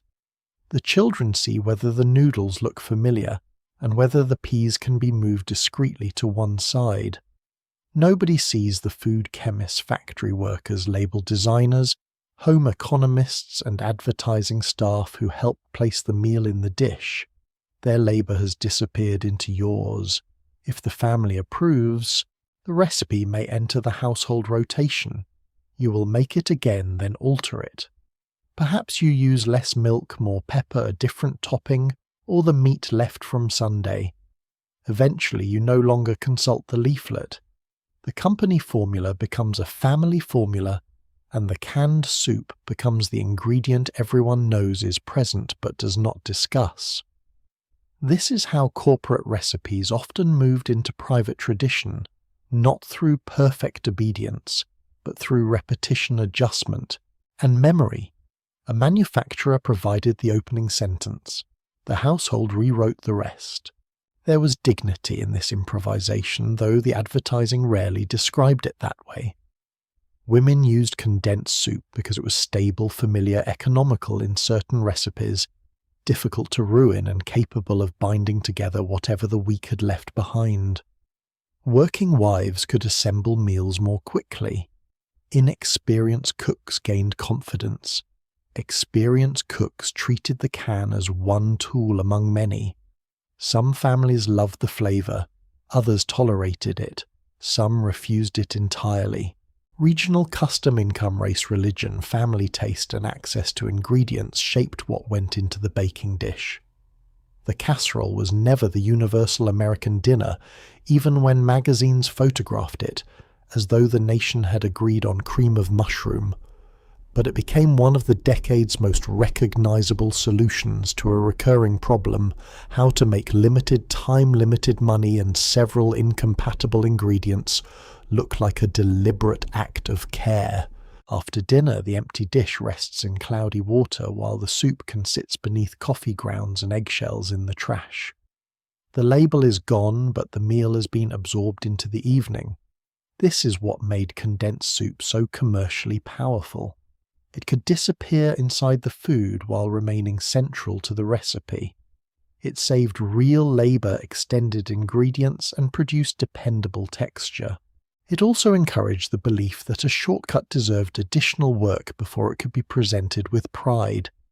Yet the can was about to achieve something more permanent than an ordinary weeknight casserole. In a corporate test kitchen in Camden, New Jersey, a home economist would combine cream of mushroom soup with green beans and fried onions for a newspaper feature. The recipe was simple, inexpensive, and almost aggressively practical. It would also outlive countless more elaborate dishes and find its way onto millions of holiday tables where convenience would gradually become tradition. Tradition sometimes begins in a corporate kitchen with a can opener. In 1955, while families across America were being encouraged to view packaged ingredients as the sensible tools of modern housekeeping, Dorcas Riley worked in the home economics department at the Campbell Soup Company in Camden, New Jersey. She was not a fictional domestic authority printed on a box. She was a trained home economist and recipe developer whose work involved testing how company products could become practical meals in ordinary homes. For one assignment connected with an Associated Press feature, the recipe needed to use ingredients many households could reasonably keep nearby. Green beans and condensed cream of mushroom soup formed the center. Milk softened the concentration. Soy sauce and black pepper provided seasoning. Packaged fried onions added the crisp surface that a pale vegetable mixture urgently required. The result was originally called green bean bake. It was inexpensive, simple to assemble, tolerant of canned or frozen beans, and ready after a relatively short stay in the oven. No one needed to peel mushrooms, build a white sauce, or fry onions individually. The dish entered the world already understanding that Thursday afternoon had other plans. This simplicity was not accidental carelessness. Test kitchen recipes had to survive beyond the controlled environment where they were developed. A successful formula needed ingredients available in supermarkets, directions short enough for a package label, and results dependable in kitchens with different ovens, pans, habits, and levels of experience.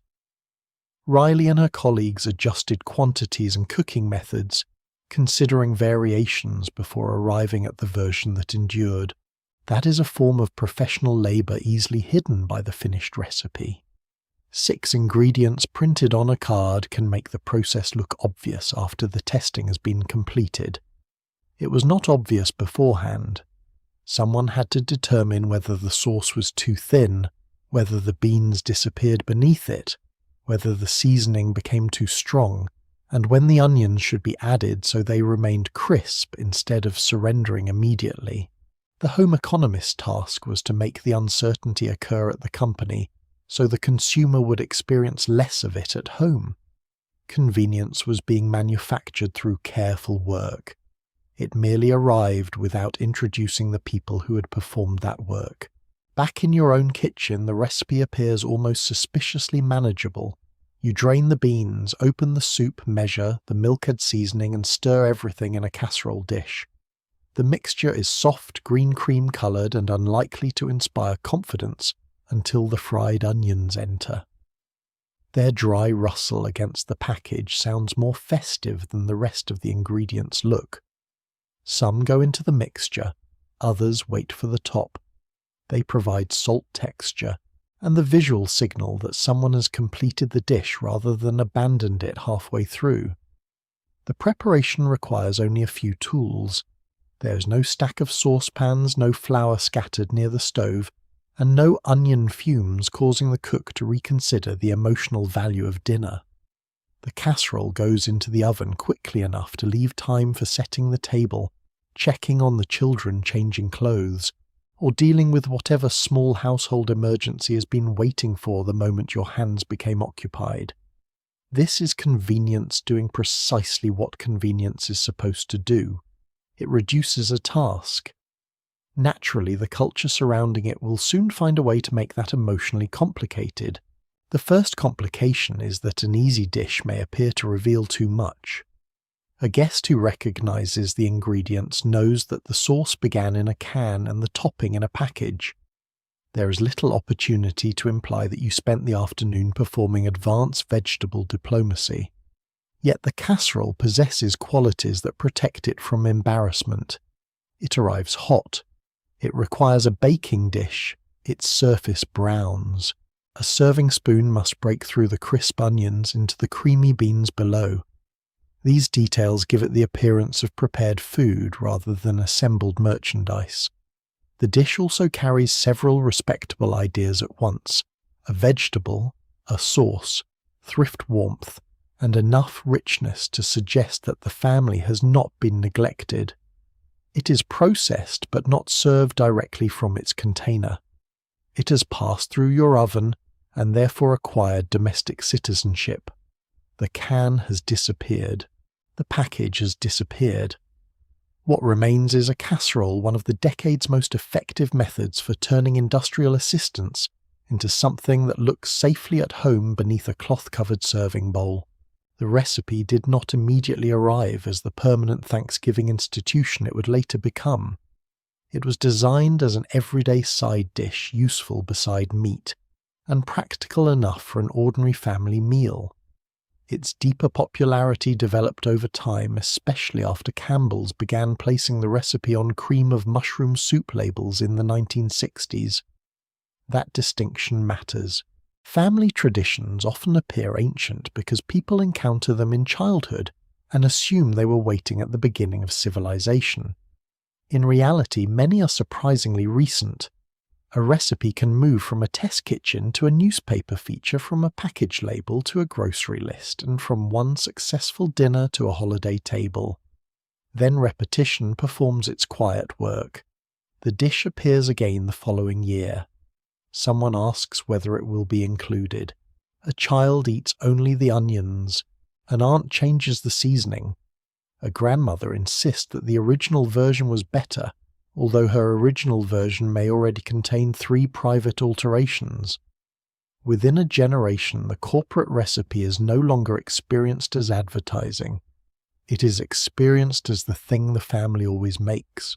That transformation complicates the idea that processed food companies simply imposed artificial habits on passive households. Campbell's created and promoted the formula because it used company soup. The commercial purpose is not difficult to locate. Each casserole required another can, and printing the recipe on the label converted packaging into repeated instruction. But companies could not manufacture the personal memories that followed. They could not decide which child would request the crispest corner, which serving dish would appear every November, or which relative would quietly double the onions. Families accepted, rejected, adjusted, renamed, and emotionally repurposed recipes. Some used fresh beans, some used canned. Some added cheese, bacon, mushrooms, Worcestershire sauce, or ingredients Riley's final recipe had left aside. Others disliked the dish completely and spent decades wondering why it continued returning. Tradition does not require unanimous approval. It often requires only repetition, one determined relative, and a casserole dish large enough to prevent serious debate. Green bean bake also offered something particularly useful to women asked to produce generous meals without displaying strain. The ingredients could wait in a cupboard or freezer. Preparation was predictable. The dish could be carried to a church supper, neighborhood gathering, sick room visit, or family celebration. Its cost and labor were modest compared with the impression of a warm finished side dish. In that sense, the casserole did not merely conceal convenience. It allowed women to direct limited time toward other demands while still participating in rituals of hospitality and care. A woman might use the saved minutes to prepare another dish dress, a child finish paid work, or sit briefly before guests arrived. The advertisement preferred the first three possibilities, but the fourth remained technically available. The important point is that the shortcut could support real relationships. A commercially developed recipe might still feed a grieving neighbor. A canned soup could become part of a holiday memory. Industrial origins did not prevent emotional authenticity. The meaning of food was created not only by how its ingredients were manufactured, but by when it appeared, who served it, and who was missing when it appeared again. Years later, Riley's original recipe card would be preserved by the National Inventors Hall of Fame, an unusual destination for instructions involving soup and green beans. The recognition makes sense when invention is understood not only as machinery, but as a practical combination that changes daily behavior. The recipe joined a small number of ingredients in a form that households found easy to repeat.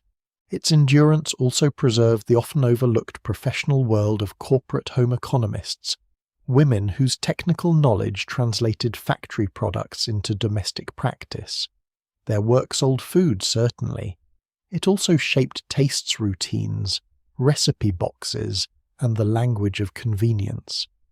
They occupied offices and laboratories while creating dishes associated with home. The contradiction resembles the casserole itself, corporate and personal, standardized and adaptable, manufactured and sincere. Nothing about its origins prevents someone from loving it. Nothing about that love erases the commercial system that placed it on the table. By the end of dinner, only a few fried onions remain around the edge of the dish. The family may praise it, ignore it, or request that next time you add more topping. You scrape the leftovers into a smaller container and place them in the refrigerator, unaware that a practical side dish like this could one day become inseparable from holiday memory. Tonight it is simply useful. That usefulness is precisely why it can travel so far. A shortcut repeated often enough stops feeling like a shortcut. It becomes a method, then a habit, then a family expectation no one remembers choosing. But not every processed creation would settle into tradition so quietly. Across the kitchen, a brightly coloured gelatin mould is waiting to prove that convenience could also demand imagination, architecture, refrigeration, and the suspension of vegetables in places vegetables had never requested to be. Gelatin was advertised as simple because the powder dissolved quickly. What happened afterward was between you, the refrigerator, and several suspended vegetables. At 11 o'clock on the morning of a church supper, you stand beside the kitchen table with a copper-coloured mould, a bowl of lime gelatin, a can of crushed pineapple, a package of cream cheese, and a stalk of celery that has somehow become involved. The powder required only hot water and stirring. That was the convenient part. The finished dish, however, must be chilled at the correct moment, filled without sinking, released without tearing, carried without sliding, and placed on lettuce, so that nobody mistakes it for something that escaped from a laboratory. The recipe booklet calls it a salad. The colour suggests an illuminated traffic signal. Small pieces of fruit and vegetable wait inside the transparent surface, as though preserved for future scientific study. Yet the photograph shows the completed ring gleaming beneath perfect light surrounded by greens and small bowls of dressing. Convenience has once again performed its favourite trick. It has removed the difficult beginning and replaced it with an elaborate ending. Gelatin dishes were not invented by the 1950s. For centuries, wealthy households had served elaborate jellied foods, made by laboriously extracting gelatin from animal bone skin and connective tissue. Producing a clear, firm result required time, fuel, skill, and often domestic help. Commercial gelatin powders eventually transformed that process. A cook could dissolve a measured product instead of spending hours beside a stockpot clarifying something that did not wish to become clear. Flavoured gelatin made the process easier, still adding sweetness, colour and taste in one small package. By the post-war years, household refrigeration made chilled moulds more practical for a growing number of families, and manufacturers had spent decades teaching consumers that gelatin could become far more than dessert. It could hold fruit, vegetables, meat, seafood, cottage cheese, mayonnaise, nuts, olives, or nearly anything else small enough to be surrounded. The old aristocratic display of labour had been democratized by powder and cold storage. A middle-class household could now place a shimmering architectural object on the table without employing a kitchen staff. It would merely need one woman, several hours, and the emotional stability required to unmould it in public. The mould gave gelatin its social authority. Served from an ordinary bowl, coloured gelatin remained pleasant, inexpensive, and slightly childish. Turned into a ring tower loaf crown or fluted dome, it became presentation. The shape implied planning. It suggested that the cook had begun early enough for the mixture to set, understood the temperament of refrigeration, and owned a suitable mould that had not been borrowed from a neighbour and forgotten. Manufacturers and magazines offered images of layered desserts, striped salads, embedded fruit, floating vegetables, and carefully arranged centres filled with chicken salad or seafood. The mould could be beautiful in the manner of coloured glass. It could also resemble a decorative object whose purpose had not yet been explained. That uncertainty was part of its appeal. Guests could see the work before tasting the food. A casserole concealed its ingredients beneath a browned surface, but gelatin displayed everything. Each olive slice and celery fragment remained visible, held in place with the confidence of evidence presented at trial. Timing determined whether the ingredients remained elegantly distributed or gathered at the bottom in a private act of rebellion. Add them while the gelatin was too warm and gravity took control. Wait too long, and the mixture became thick enough to resist cooperation. The booklet might instruct you to chill the gelatin until slightly thickened, a phrase that assumed you were available to inspect it repeatedly while preparing everything else. You dissolved the powder, opened the cans, drained the fruit, chopped the celery, softened the cheese, cleared a shelf in the refrigerator, and returned at intervals to examine the bowl.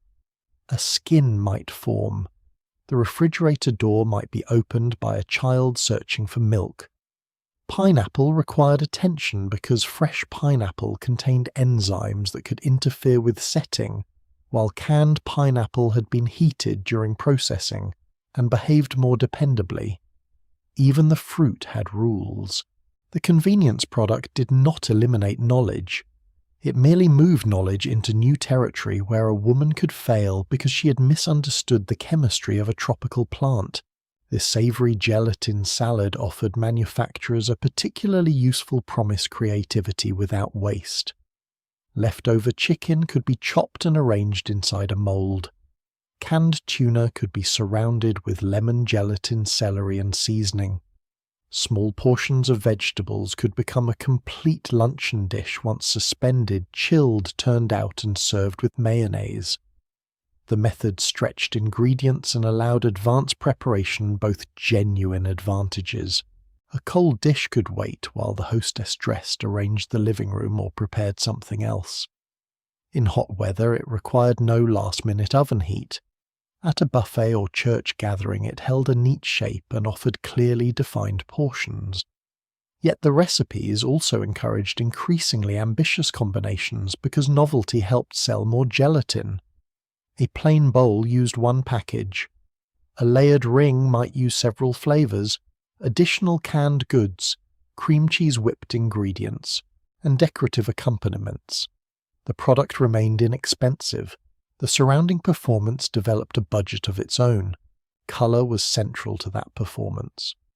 Red, orange, lemon, yellow, and bright green gelatin appeared vivid beside the beige meats, white breads, pale sauces, and brown casseroles of many mid-century tables. A translucent mold caught the dining room light and gave the meal a visual centerpiece. Food companies understood that photographs sold possibility, especially as color printing became more common in magazines and promotional booklets. A recipe could be remembered because it looked unlike anything in the refrigerator. Green gelatin suggested lime even when it surrounded cabbage. Red gelatin implied fruit even when a vegetable had entered without permission. The colors also allowed the homemaker to coordinate a table match a holiday or create contrast on a luncheon plate. The effect could be cheerful and genuinely attractive. It could also produce combinations that modern viewers find alarming because visual novelty was sometimes asked to carry more responsibility than flavor. The gelatin stood upright, glowed beautifully, and refused to answer further questions. For the woman making it, creativity could feel both pleasurable and compulsory. There was satisfaction in choosing a mold, arranging fruit in a pattern, producing clean layers, and watching the finished shape release successfully onto the plate. Some cooks enjoyed gelatin precisely because it allowed decorative experimentation without expensive ingredients. Children liked the movement and sweetness. Guests recognized the effort. Community cookbooks filled with variations because families adapted commercial recipes to regional tastes and available foods.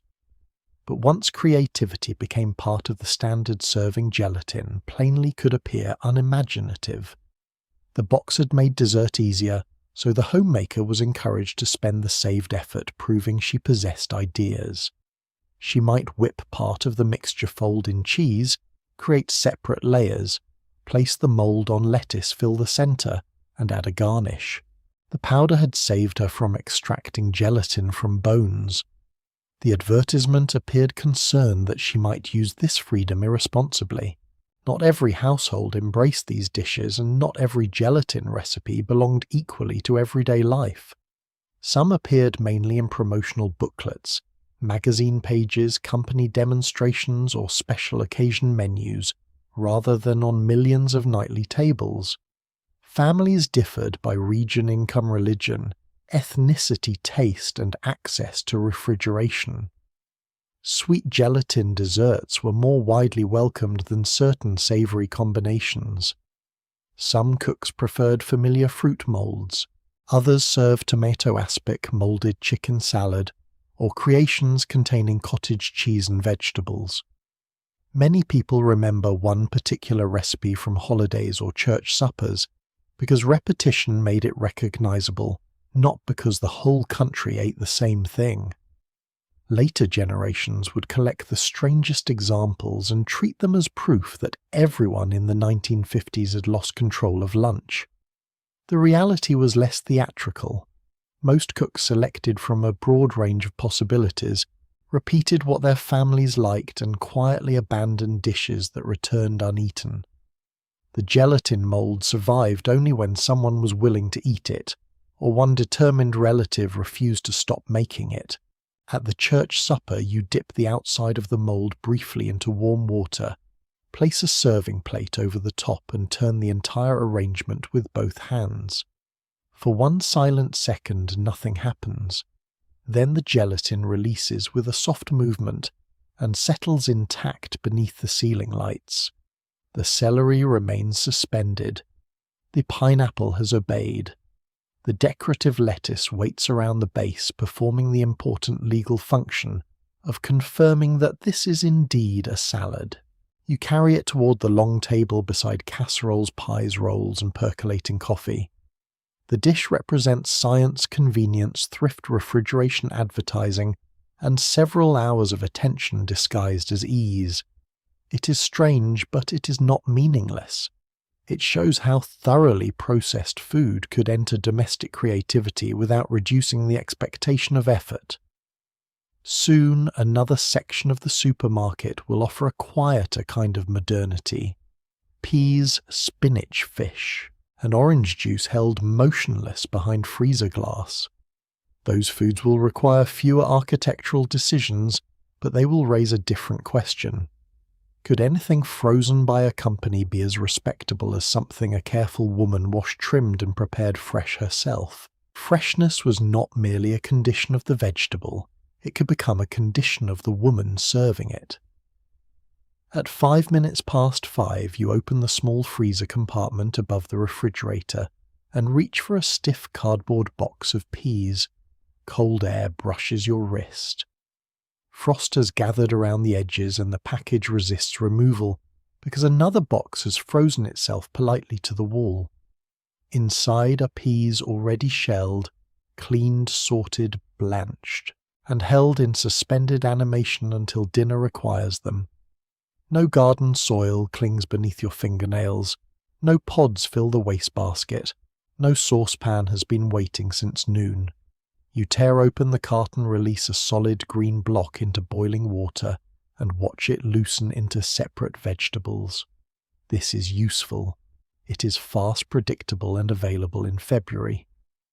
Yet somewhere in the background stands the older image of the devoted cook, selecting fresh produce, washing it carefully, trimming every piece, and accepting that effort as part of feeding a family. The frozen peas save labor. The doubt arrives free of charge. If another woman begins with a basket and you begin with a box, has she prepared a better vegetable or merely performed more visible work? Modern frozen food had been built around the idea that speed could preserve quality rather than destroy it. In the 1920s, Clarence Birdseye developed commercial quick freezing methods after observing that food frozen rapidly in extremely cold conditions could retain better texture than food frozen slowly. The scientific principle was practical. Slower freezing encouraged larger ice crystals that damaged the structure of food, while faster freezing could limit that damage. Turning the insight into a national food system required far more than a clever machine. Fish and vegetables had to be processed promptly, frozen under controlled conditions, stored in cold warehouses, carried in refrigerated transportation, displayed in freezer cabinets, and finally kept cold in the customer's home. One break in the chain could reduce the quality the package promised. Frozen food was therefore not simply a vegetable with a lower temperature. It was an agreement among farms, factories, rail cars, trucks, supermarkets, electric utilities, appliance manufacturers, and the woman trying to fit a box beside the ice trays. The pea arrived looking modest. Its supporting organization had the complexity of a small government. By the 1950s, expanding supermarkets and improved refrigeration gave frozen foods a more visible place in everyday shopping.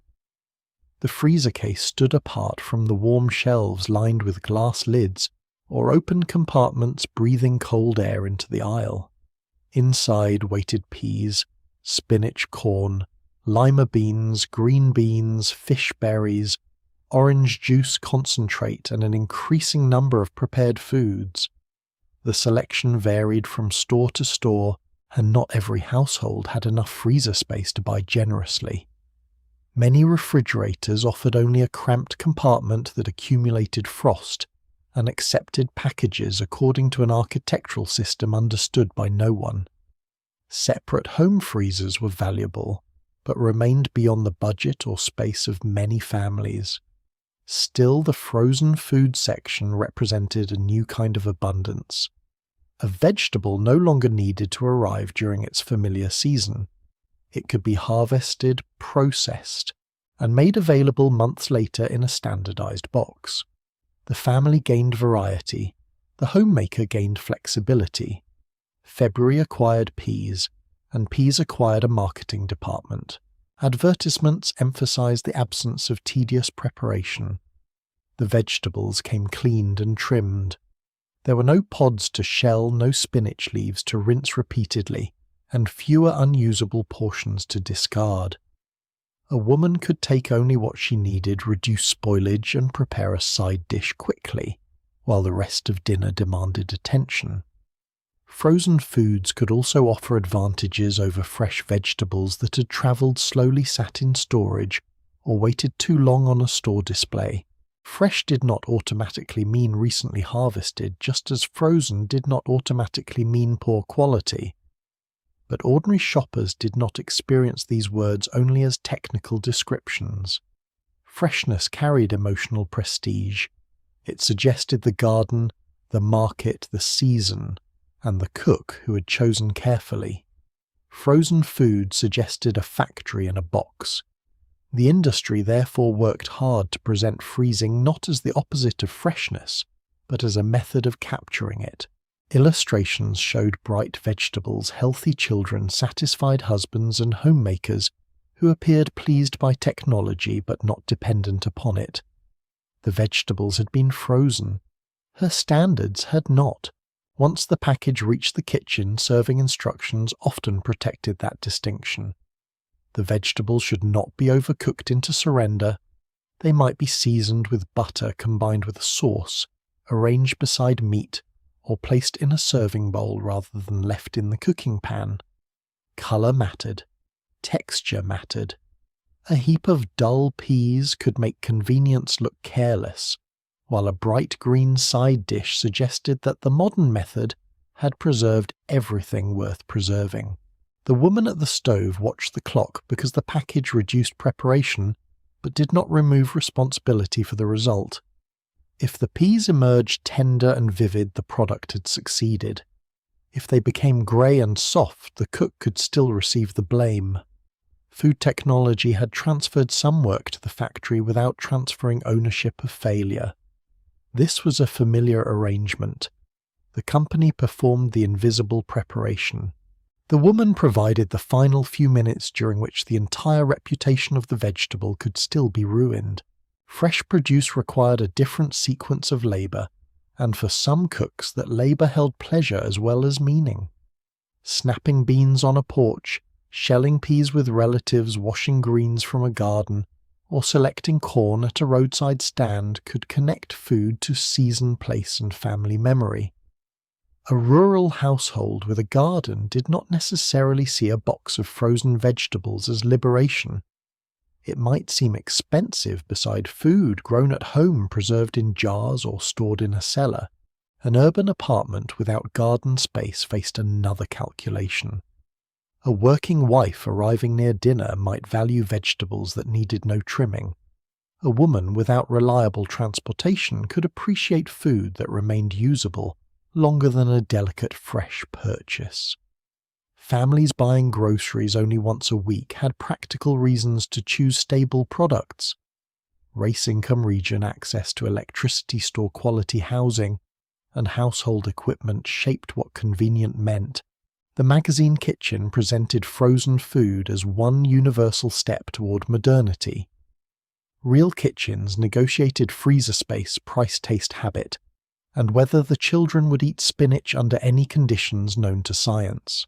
The pressure surrounding freshness was especially unfair because it converted available time into a measure of affection. A woman who shelled peas for an hour had performed more labour than a woman who opened a frozen box. That did not necessarily mean she cared more about the people eating them.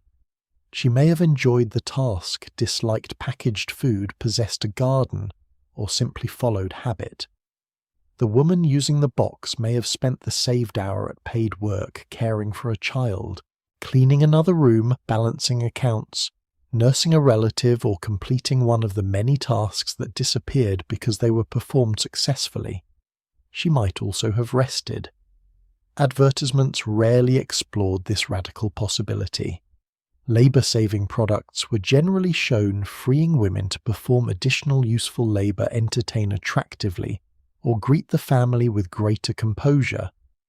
The industry promised time, but domestic culture kept a careful claim on the proceeds.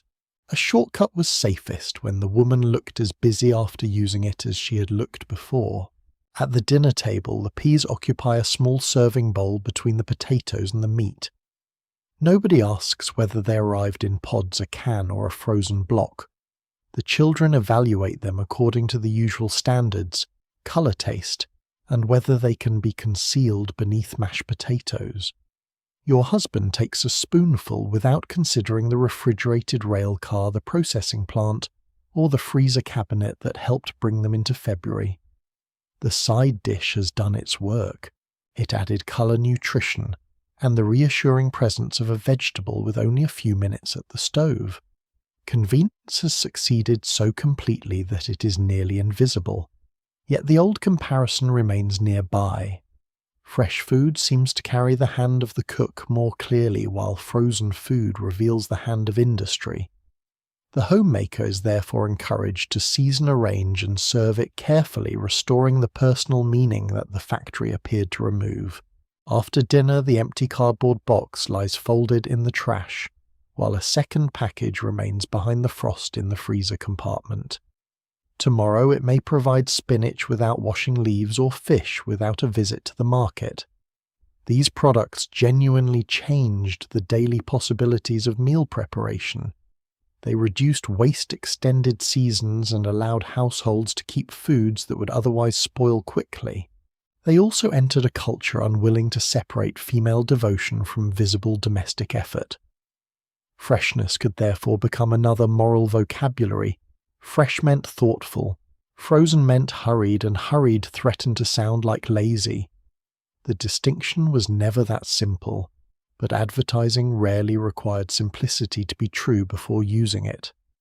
Soon one frozen product would abandon the pretense that it was merely helping with dinner and arrive as dinner itself, meat, vegetables, potatoes, and dessert divided into shining aluminum compartments ready for the oven, and dangerously close to admitting that the cook might have an evening of her own. The television dinner did something most convenience foods had tried to avoid. It admitted what it was.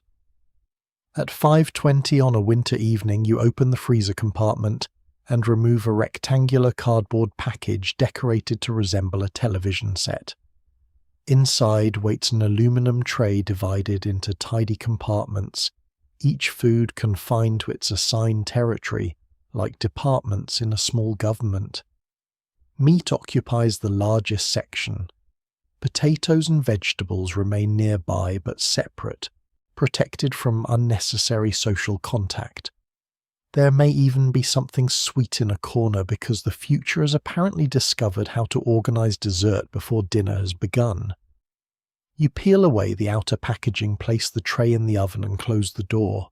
No mixing bowl appears, no sauce is disguised, no casserole dish helps the factory ingredients acquire domestic citizenship. The meal remains visibly manufactured from freezer to table. This is what makes it exciting and slightly dangerous. A cake mix could pretend to be homemade after frosting. Condensed soup could vanish beneath crumbs. The television dinner arrived wearing its aluminum uniform and announced that somebody else had prepared almost everything. Convenience was no longer hiding in the recipe.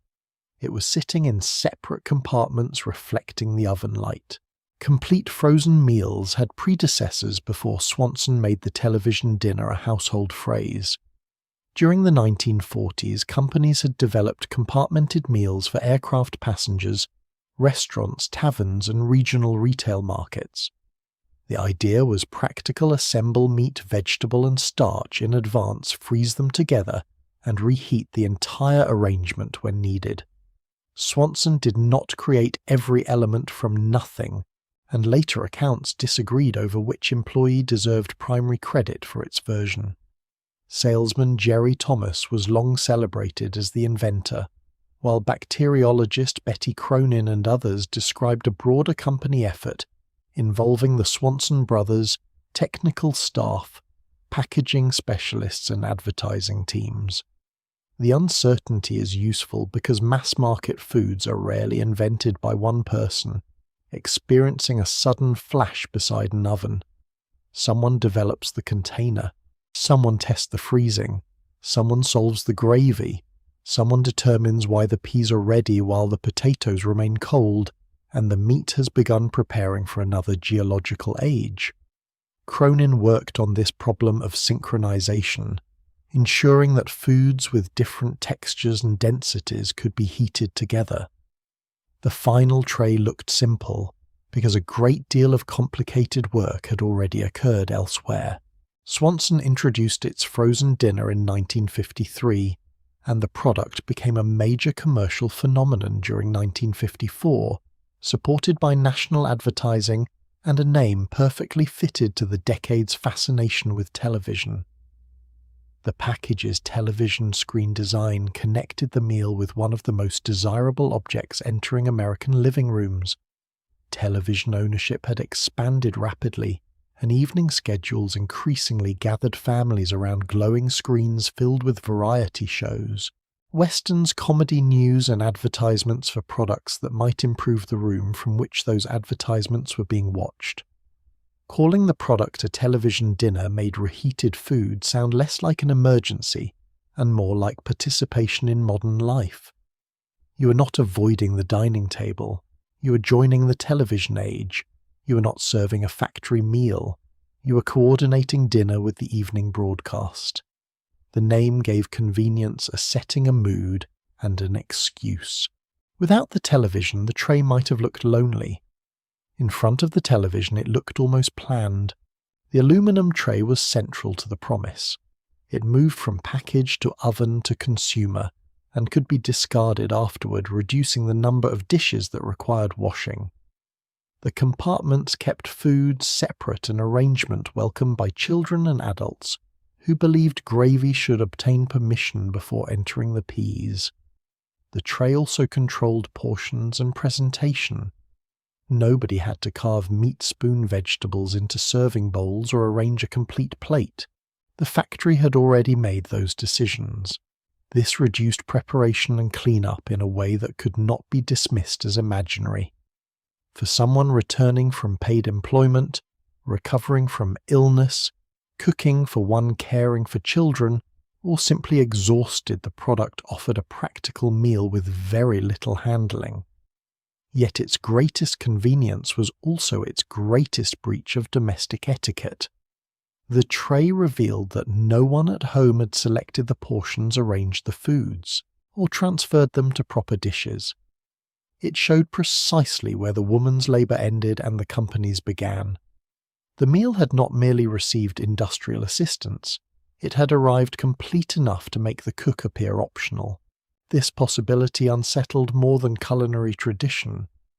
The family dinner had been presented as one of the housewife's central achievements, a hot meal served at the proper time around a common table, with family members briefly assembled under her management. The ritual promised nourishment, conversation, order, and proof that the household remained emotionally connected. Reality varied, of course. Children argued, fathers arrived late, mothers stood up repeatedly, and conversation could consist mainly of requests to pass the salt. Even imperfect rituals gain prestige when compared with something new. The television dinner appeared to move food away from shared serving dishes and toward individual trays. Folding television tables allowed family members to eat while facing the screen instead of one another.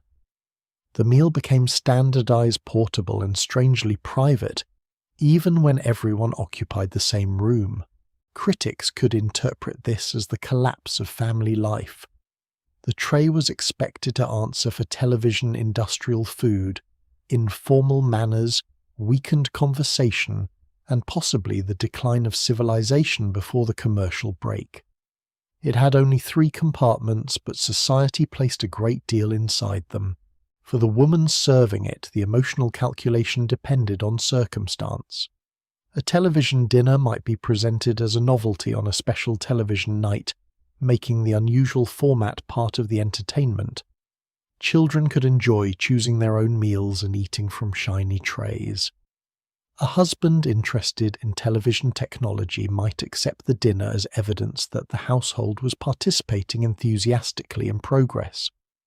But repeated use carried a different implication. If a woman served the tray too often, did it suggest poor planning, inadequate cooking, or indifference? Advertisements promoted ease and fun, yet the wider domestic culture still expected women to provide variety, freshness, nutrition, and personal care. The safest approach was to treat the television dinner as an occasional convenience, rather than a permanent declaration of independence. You might add bread, a salad, a glass of milk, or a homemade dessert, surrounding the complete meal with enough supplementary effort to demonstrate that you had not abandoned the family entirely. Even a dinner designed to require nothing could attract side dishes for moral support. The product also made visible an older contradiction in the marketing of women's time. Companies promised freedom from cooking, but the imagined beneficiary was rarely invited to use that freedom without explanation. The saved hour might allow her to attend a meeting, care for children, finish housework, improve her appearance, or sit pleasantly beside her husband during the evening program. Paid employment made the product especially useful, though advertisements and popular culture often avoided confronting the full consequence of that fact. More married women were working outside the home, but dinner generally remained attached to them. A frozen meal could narrow the gap between arriving home and feeding the household without requiring anyone to renegotiate responsibility. The technology adapted to women's double workload more quickly than family roles did. Instead of asking why one person was expected to work a paid shift and still produce dinner, the market offered her a tray that could reach the oven in minutes. Industry solved the scheduling problem and left the social arrangement untouched. This was considered efficiency. Not every household welcomed the taste-cost portion size or novelty of frozen dinners. Freezer space remained limited in many homes.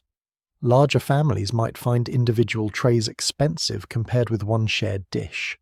Rural and working-class households with gardens, preserved foods, or established cooking routines could see little reason to replace familiar meals. Some consumers enjoyed the reliability, others complained that the photograph on the package had led a more prosperous life than the food inside.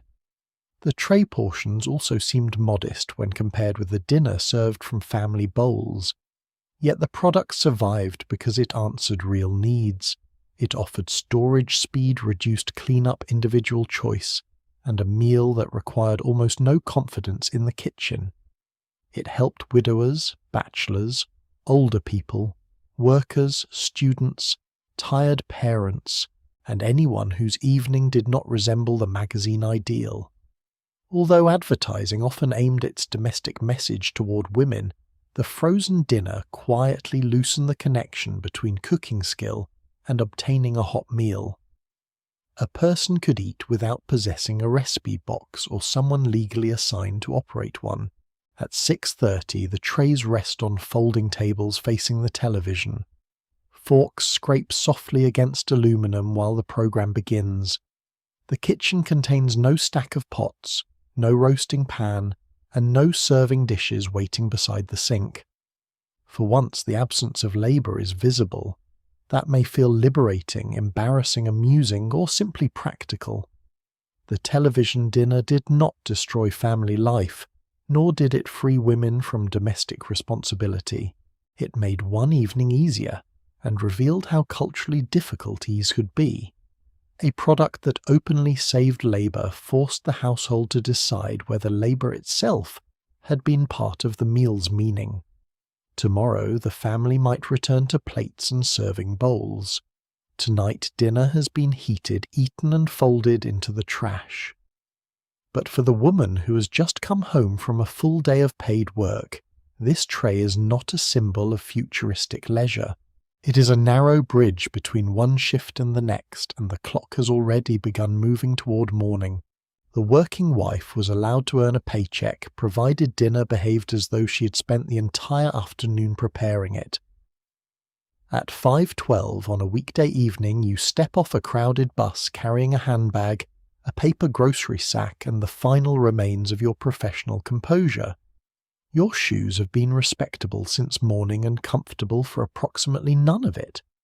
Perhaps you've spent the day typing correspondence in an insurance office, standing behind a department store counter, operating machinery in a factory, answering telephones, keeping accounts, teaching children or caring for patients. The details vary, but the clock does not. Someone at home will soon ask what is for dinner, with the innocent confidence of a person who has not been carrying the answer through traffic. You unlock the front door, remove your coat, and enter the kitchen before the workday has had the courtesy to end. A frozen package waits behind the ice trays. Canned soup stands in the cupboard. Instant potatoes promise cooperation. These are not symbols of laziness. They are emergency equipment for a woman whose first shift has ended and whose second has already checked the time. By the 1950s, increasing numbers of married women were working for wages, although the public ideal still treated full-time homemaking as the natural centre of respectable married life. Some women worked because their families needed the income. Others wanted independence, professional identity, adult company, or the satisfaction of using skills beyond the home. Many combined several motives because human beings are rarely organized as neatly as magazine captions, yet paid employment did not automatically rearrange domestic responsibility. The husband's job was commonly understood as the reason he returned home tired. The wife's job could be treated as an additional activity she had chosen, accepted, or unfortunately required, rather than as a condition that changed what the household should expect from her. If he arrived exhausted, rest confirmed that he had worked hard. If she arrived exhausted, the unfinished dinner suggested she had planned badly. This was an elegant system for everyone except the person changing clothes while water boiled. The family might appreciate her paycheck, but the meal was still expected to appear at the usual hour, carrying no visible resentment, and preferably accompanied by vegetables. The evening therefore began with compression. Tasks that a full-time homemaker might distribute across the afternoon had to fit inside the narrow space between arrival and serving. You change from office clothes into a house dress not because the body has stopped working, but because the costume has changed departments. Meat must thaw. Children must be questioned about school. Laundry must be moved. Mail must be opened. And something on the stove must begin producing a reassuring smell before your husband notices how late the clock has become. Processed foods offered genuine relief here. A can of soup replaced a sauce. Frozen vegetables eliminated washing and trimming. A cake mix could produce dessert while requiring fewer measurements. A television dinner could rescue the evening entirely. These products were not solving an imaginary problem created by advertising. They addressed the very real fact that one woman had limited minutes and several people's expectations. But advertisements often frame the shortcut as a clever way for her to preserve the appearance of traditional homemaking, not as evidence that the traditional division of labour no longer matched reality. Technology adjusted. The household arrangement remained historically confident in itself. The safest convenience food was one that could be hidden. A frozen vegetable transferred into a serving bowl looked like a side dish. Condensed soup disappeared into a casserole. Instant potatoes could be beaten, buttered, shaped, and presented without introducing themselves. The working wife learned which shortcuts survived inspection. Packaging vanished quickly into the trash. Garnishes performed useful camouflage. A sprinkle of paprika, a ring of parsley, or a brown topping suggested that the meal had not arrived too easily. Even when the family knew perfectly well that modern products were being used, presentation mattered because it restored the older story dinner had passed through the wife's judgment, care, and hands. The shortcut was acceptable if it remained a tool under her control. It became suspicious only when it appeared to replace her. A tray served directly from the oven could look like surrender. The same food placed on china, surrounded by bread and salad, looked like efficiency. The distinction was mostly ceramic, but domestic reputation has often depended on smaller materials. Advertising understood the working woman's anxiety and frequently addressed it without challenging its cause. Products were promoted as ways to prepare meals quickly, while still pleasing a husband, nourishing children, controlling the budget and maintaining a cheerful home. The advertisements rarely showed a man entering the kitchen first because his wife's bus was late. They did not often suggest that children old enough to recognize cereal mascots might also recognize a dish towel. Instead, the product arrived as a private assistant to the woman already responsible. It promised that nobody need know how rushed she had been. The sauce would be smooth, the cake would rise, the vegetables would remain bright. She could return from work and still produce a scene that resembled the life of a woman who had never left the house. This was sold as liberation because it reduced certain motions. It was also concealment because it helped prevent the household from seeing the true size of her workload. The product protected her from judgment while protecting the system from reconsideration. There were women who resisted this arrangement in small practical ways. Some made large dishes on weekends and reheated them through the week. Some served sandwiches, canned meals, or breakfast food for supper without constructing an apology around them. Some divided chores with husbands or older children, though such arrangements varied enormously and could attract comment from relatives, neighbours, or even the people benefiting from them. Some paid for domestic help when income allowed, transferring part of the labour to another woman whose own household still required attention. Others lowered standards privately while preserving the public appearance of order. The floor could wait. Dessert could disappear. A casserole could be eaten 2 nights in a row under different names.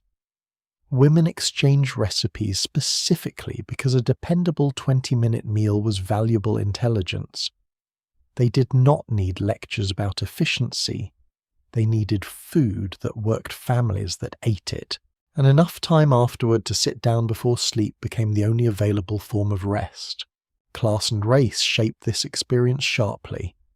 Professional and clerical jobs offered some women cleaner surroundings and more regular hours, though often with limited pay and advancement.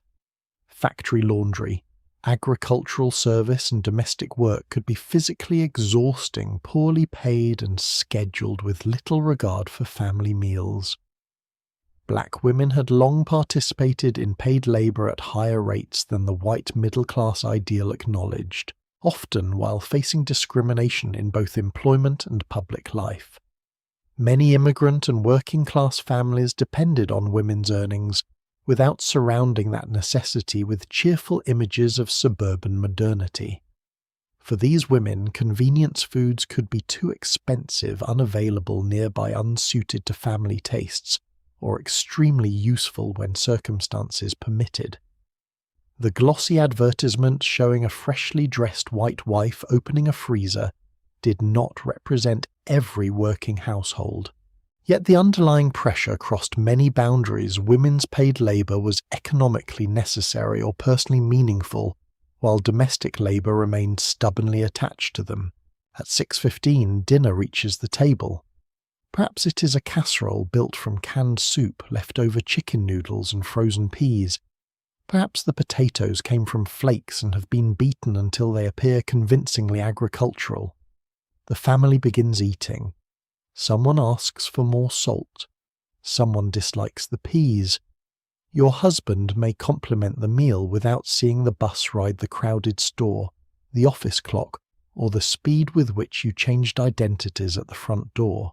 The food has succeeded because the difficulty has disappeared. That is the strange accomplishment of the working wife's convenience meal. It makes an impossible schedule look ordinary.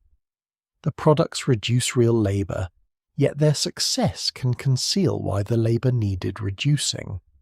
Tomorrow the same clock will begin again, and because opening a package alone may still look insufficiently devoted, the next lesson will be how to doctor garnish layer, and improve every shortcut until saving time requires a schedule of its own. His shortcut became respectable only after you made it take the scenic route. At 5:25 in the afternoon, a box of instant potatoes sits open beside the stove, offering a method so simple that it almost feels socially dangerous. Add hot liquid, stir, and serve. The instructions could fit on a matchbook. But the serving suggestion on the package shows a smooth white mound crowned with butter sprinkled with herbs, and shaped with enough care to suggest that an actual potato may have been interviewed somewhere along the way. So you add warm milk instead of water, beat the mixture until it grows lighter, fold in extra butter, season it carefully, and transfer it from the saucepan into the good serving bowl. Then you drag the back of a spoon across the surface to create decorative ridges. The product was designed to remove peeling, boiling, draining, and mashing. You have accepted this gift and immediately begun constructing substitute labour around it. This process is called doctoring it up, a phrase that makes the package sound slightly ill, and the homemaker responsible for restoring it to social health. The practice appeared everywhere because manufacturers understood the emotional weakness of complete convenience. A product that required nothing from the cook risked making her contribution difficult to see. A product that demanded too much lost its reason for existing. The safest formula sat precisely between the two. The company completed the slow, uncertain, or inconvenient work, then left the customer several visible decisions. She could add an egg to the cake mix, milk to the soup, butter to the vegetables, cheese to the casserole, fruit to the gelatin, or spices to the sauce. These additions did more than alter flavour. They established authorship. The fresh ingredient became evidence that the meal had not simply passed through the kitchen on its way from factory to family. It had been considered, adjusted, and approved. The woman at the stove was not merely reheating industrial food, she was directing it. At least that was the preferred story.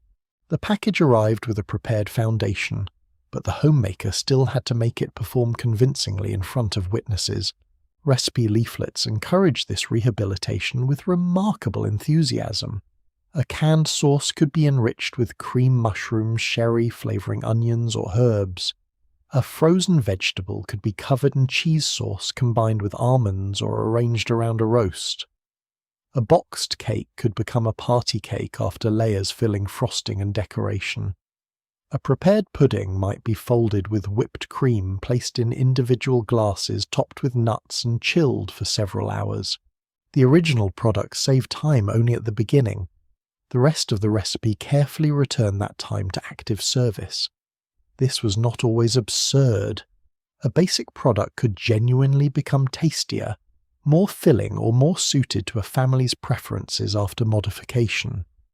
Experienced cooks knew how to correct sweetness, strengthen seasoning, improve texture, and stretch expensive ingredients. But advertising often presented every added step as proof of creativity. One packet became the raw material for a personal masterpiece. The company supplied convenience. You supplied the part that could be photographed. The refrigerator gradually filled with supporting ingredients required to make shortcuts look less short. Sour cream cheese, mayonnaise, grated cheese, bottled sauce, canned fruit, chopped nuts, maraschino cherries and jars of seasoning waited beside the original convenience products. A simple package might call for 2 or 3 of them, turning a supposedly effortless dish into a small alliance of processed foods, helping one another appear homemade. The paradox rarely announced itself. You opened canned soup, added packaged noodles mixed in frozen vegetables, topped everything with crushed crackers, and called the result a personal variation. In one sense, it was personal. You had chosen the proportions, altered the seasoning selected. The dish watched the oven and decided when the surface looked properly browned. Cooking has always involved combining ingredients prepared by other people. The flour, butter, and spices of an older kitchen were also products of unseen labour. Yet the new packages made the outside assistance more obvious, and obvious assistance required more careful presentation. The meal had to show your hand clearly enough to prevent the factory from receiving all the credit. Garnish became the final witness. Parsley could make a beige meal appear intentional. Paprika provided colour where enthusiasm had failed. A ring of pineapple transformed ham into an occasion. Pimiento olives sliced eggs, tomato wedges shredded cheese, toasted crumbs, and small curls of butter announced that the cook had not simply completed the instructions and walked away. The garnish did not always improve the taste. That was not its only responsibility. It improved the story. A plain serving bowl said the food was ready. A decorated serving bowl said the meal had been thought about. Magazine photographs and package illustrations trained the eye to expect these finishing gestures, even when the actual family at the table cared mainly whether the food was hot. The garnish performed for a larger imagined audience: guests, neighbours, relatives, other women, and the internal critic who had spent years learning that effort should be visible but strain should not. A sprig of parsley weighed almost nothing. Its symbolic workload was considerable. The schedule expanded accordingly. A woman who planned to serve a convenience meal still had to remember when the dessert should chill, when the casserole should enter the oven, when the frozen vegetables should be heated, and when the topping should be added so it remained crisp. She might prepare part of the dish during the morning return to it after errands, and complete the decoration shortly before dinner. The shortcut reduced certain motions without eliminating coordination. In some cases, it introduced new kinds of timing. Gelatin had to thicken before fruit was added. Frozen food had to remain cold until needed. Whipped toppings could collapse. Breadcrumbs could burn. A cake mix might save measuring, but layers still needed cooling before frosting. The product simplified technique while preserving management. This suited a culture that increasingly described homemaking through the language of efficiency. The good housewife was expected to organize time equipment, ingredients, money, and family preferences like a competent administrator. The home had no official personnel department, so she also handled complaints. Doctoring packaged food could be pleasurable, especially when it offered a safe place for invention. A woman might begin with a reliable base and change it according to taste budget or imagination. She could add coffee to chocolate cake, onions to potatoes, fruit to muffins, or a sharper seasoning to a mild canned sauce. Friends exchanged variations.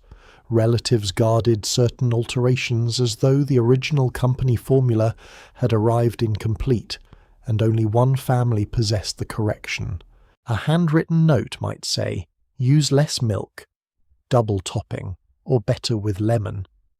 These changes turned a standardized product into something local and familiar. They also gave women creative control within work that was repetitive and often undervalued.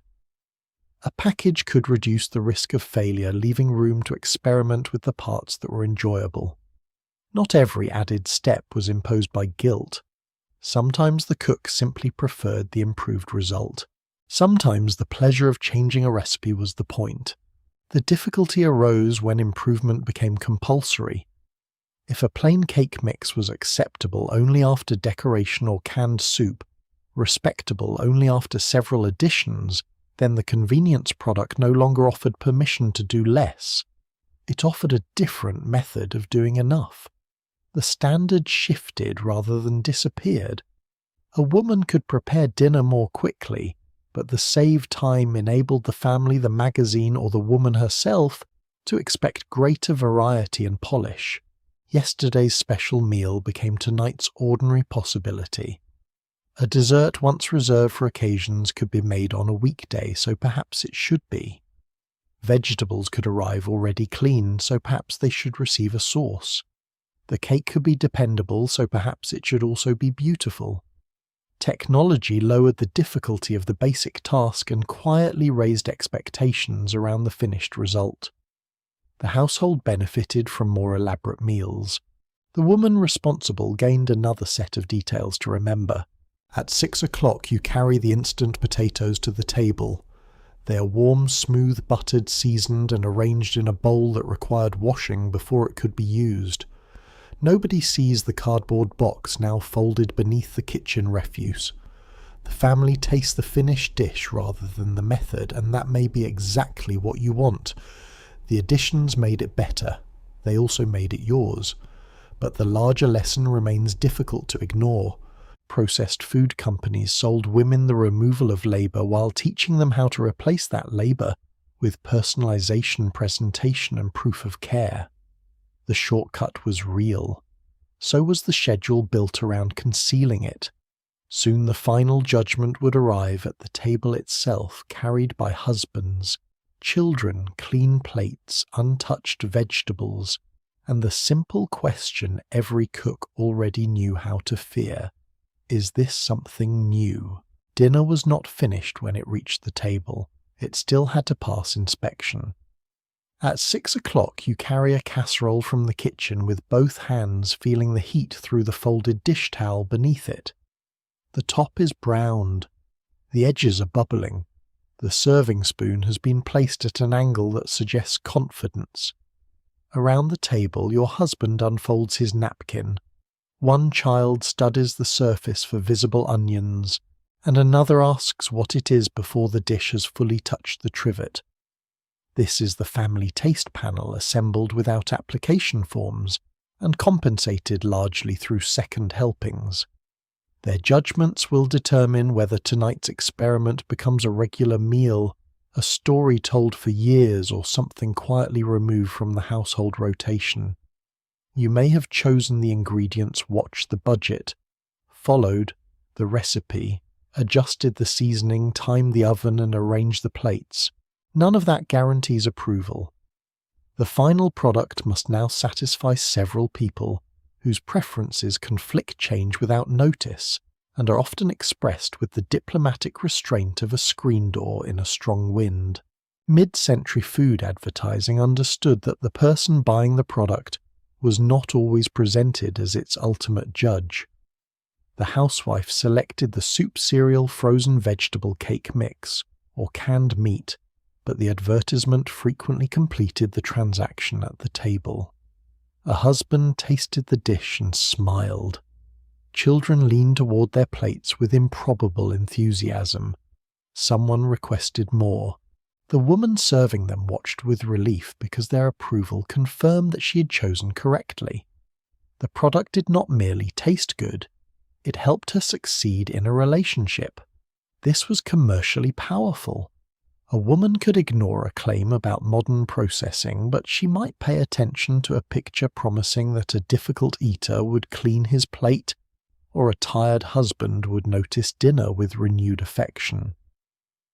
The family became part of the sales message. Their imagined reactions entered the supermarket with her stood beside the shelf and asked whether the less expensive brand would be acceptable. The package spoke to the buyer. The faces on the advertisement represented the jury waiting at home. The husband's opinion carried particular symbolic weight because dinner was often described as part of the welcome he received after work. He arrived through the front door carrying the visible signs of paid employment, a briefcase, a lunch pail, work clothes, or simply the expression of someone who believed the day had earned him a chair. The meal waiting for him was expected to restore comfort and confirm domestic order. Advertisements frequently treated his appetite as straightforward, hearty and deserving of immediate attention. He wanted food that was filling, familiar and satisfying. The wife's appetite was less important than her ability to understand his. She was expected to remember which canned soup he preferred, how brown he liked the meat, whether he considered salad a meal, and which economical substitution should remain confidential. If he praised a new packaged product, the company gained a repeat customer. If he disliked it, the woman who purchased and prepared it received the practical consequences. The manufacturer had already been paid. She was left with the leftovers. This did not mean every husband behaved like a domestic monarch reviewing tribute. Many men appreciated their wives' labour helped in ways that differed by household ate, what was served or possessed cooking skills of their own. Some marriages were warmer, more cooperative and less rigid than the idealized gender roles presented in advertisements. But the cultural script remained recognizable. The wife was responsible for anticipating taste while the husband was permitted to possess it. His preferences appeared natural. Her task was to accommodate them. A man who disliked a meal was particular. A woman who repeatedly served meals he disliked might be considered inattentive. The imbalance was quiet enough to seem ordinary. It revealed itself in small moments, the pause after the first bite, the question about whether the recipe was new, the salt added before tasting, or the compliment delivered with such surprise that it created a second problem. Approval could feel rewarding because it acknowledged work that was otherwise invisible. It could also make the evening meal resemble a daily performance review, conducted by someone wearing slippers. Children brought a less controlled form of criticism. They inspected unfamiliar food for evidence of vegetables' texture mixing or adult deception. A green fleck could delay dinner by several minutes. A sauce touching the wrong item might become a constitutional issue. Processed food companies understood the value of winning this audience early. Packages used bright colors, mascots, premiums, familiar shapes, sweetness and promises of fun. Breakfast cereals could speak directly to children through television and comic book advertising, allowing young viewers to arrive at the grocery store with brand preferences already formed. At dinner, manufacturers offered milder flavors, smooth textures, and recipes described as family-pleasing. The phrase sounded democratic. In practice, the homemaker still had to decide whether pleasing one child would annoy another, whether the meal was nutritious enough, and how many rejected bites should be required before dessert became legally available. The children were not trying to evaluate her character. They were trying to avoid peas. But in a culture that linked well-fed, well-behaved children to maternal competence, even an untouched vegetable could feel like evidence entered against the mother. Clean plates, therefore, became more than an indication that people had eaten. They suggested the meal had succeeded, the product had delivered, and the woman serving it understood her family. Recipe advertisements showed children reaching for more because nothing sold canned sauce quite like a fictional 8-year-old displaying enthusiasm for dinner. Real children were less reliable. They might love a dish on Monday, reject it on Thursday, and deny under questioning that they had ever seen it before. A mother learned to read these shifting responses. Silence could mean satisfaction or strategic chewing. Requests for ketchup could signal failure. Second helpings offered useful data, although a child taking only the crisp topping did not necessarily validate the casserole as a whole. The homemaker adjusted future meals accordingly, making notes on recipes, omitting disliked ingredients, or disguising them more effectively. This was domestic research conducted without a laboratory budget. The family supplied reactions. She revised the formula. New convenience foods made the risk sharper because trying them placed both money and reputation on the table. A familiar dish had already survived earlier judgment. A new mix-frozen, entree, canned meat, or recipe booklet invention could fail publicly. The advertisement promised that the family would enjoy it, but the family had not signed the advertising contract. You might spend part of the grocery budget on a product only to discover that the sauce was too sweet, the portion too small, or the texture too unfamiliar. Throwing food away violated thrift. Serving it again invited resistance. So you improvised. Leftovers were folded into another dish covered with cheese, placed in sandwiches, or given a new name. The cook absorbed the risk of corporate experimentation. When a product succeeded, it became evidence that the company understood modern families. When it failed, the woman was left explaining why dinner looked different, yet approval was not always oppressive. There was real pleasure in watching people enjoy something you had prepared. Food gave families a daily language of care that did not require formal speeches. A requested birthday cake, a familiar casserole, or a child's favourite pudding could carry affection across years. Women remembered preferences because preferences belonged to people they loved. They adapted packaged foods because practical cooking has always involved attention to the eater. The emotional problem arose when love became indistinguishable from constant successful service. If appreciation depended on producing the correct meal every evening, the cook's own fatigue and appetite disappeared from the arrangement. She could be proud of feeding the family and still resent that nobody asked what she wanted. These feelings were not opposites. They occupied the same chair. By 7 o'clock the verdict has arrived. Your husband takes another spoonful. One child has eaten around the mushrooms with impressive precision. The other has asked whether dessert was made from a box, not because this is objectionable, but because the box contained a picture of chocolate. The casserole has performed well enough to return another week perhaps, with less celery and more topping. You begin collecting plates while the family leaves the table, their judgments already fading because they were never responsible for the next meal.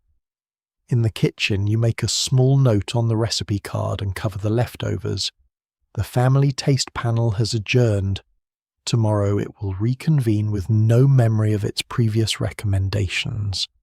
But before the next dinner comes a more public examination, the church supper where the dish will sit beneath bright basement lights, among 20 other casseroles, and nobody needs to see the empty can to know exactly how much effort they think you should have made.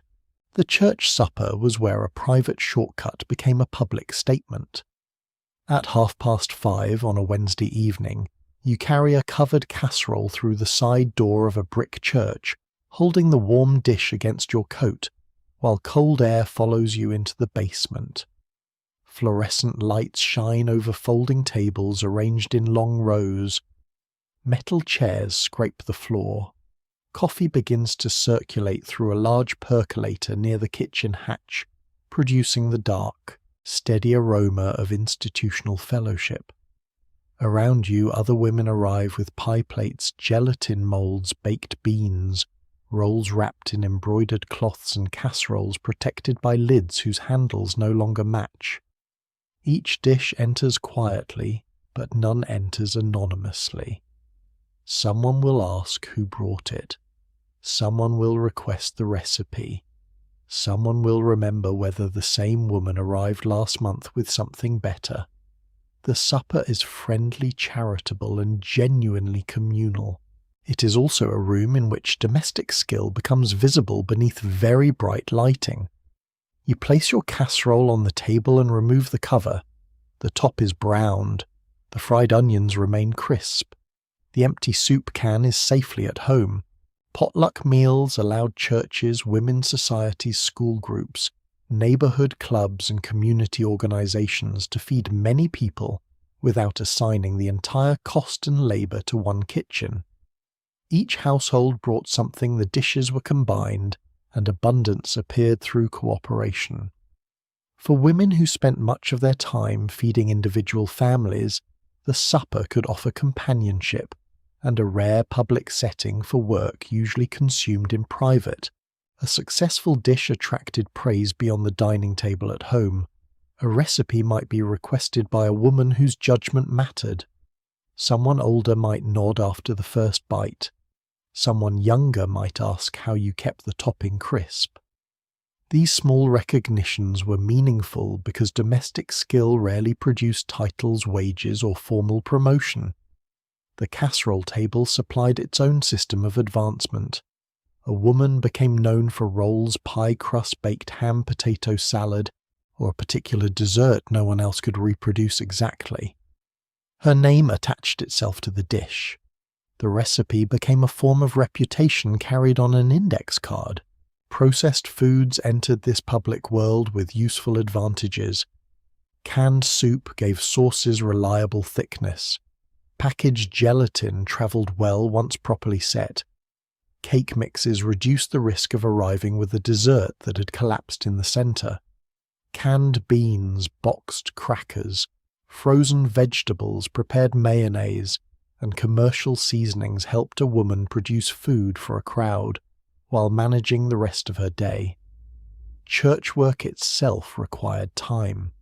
There were meetings, choir practice, fund drives, children's activities, altar flowers, sewing groups, visitation committees, and the quiet administrative labour performed by women whose names might never appear on the church payroll.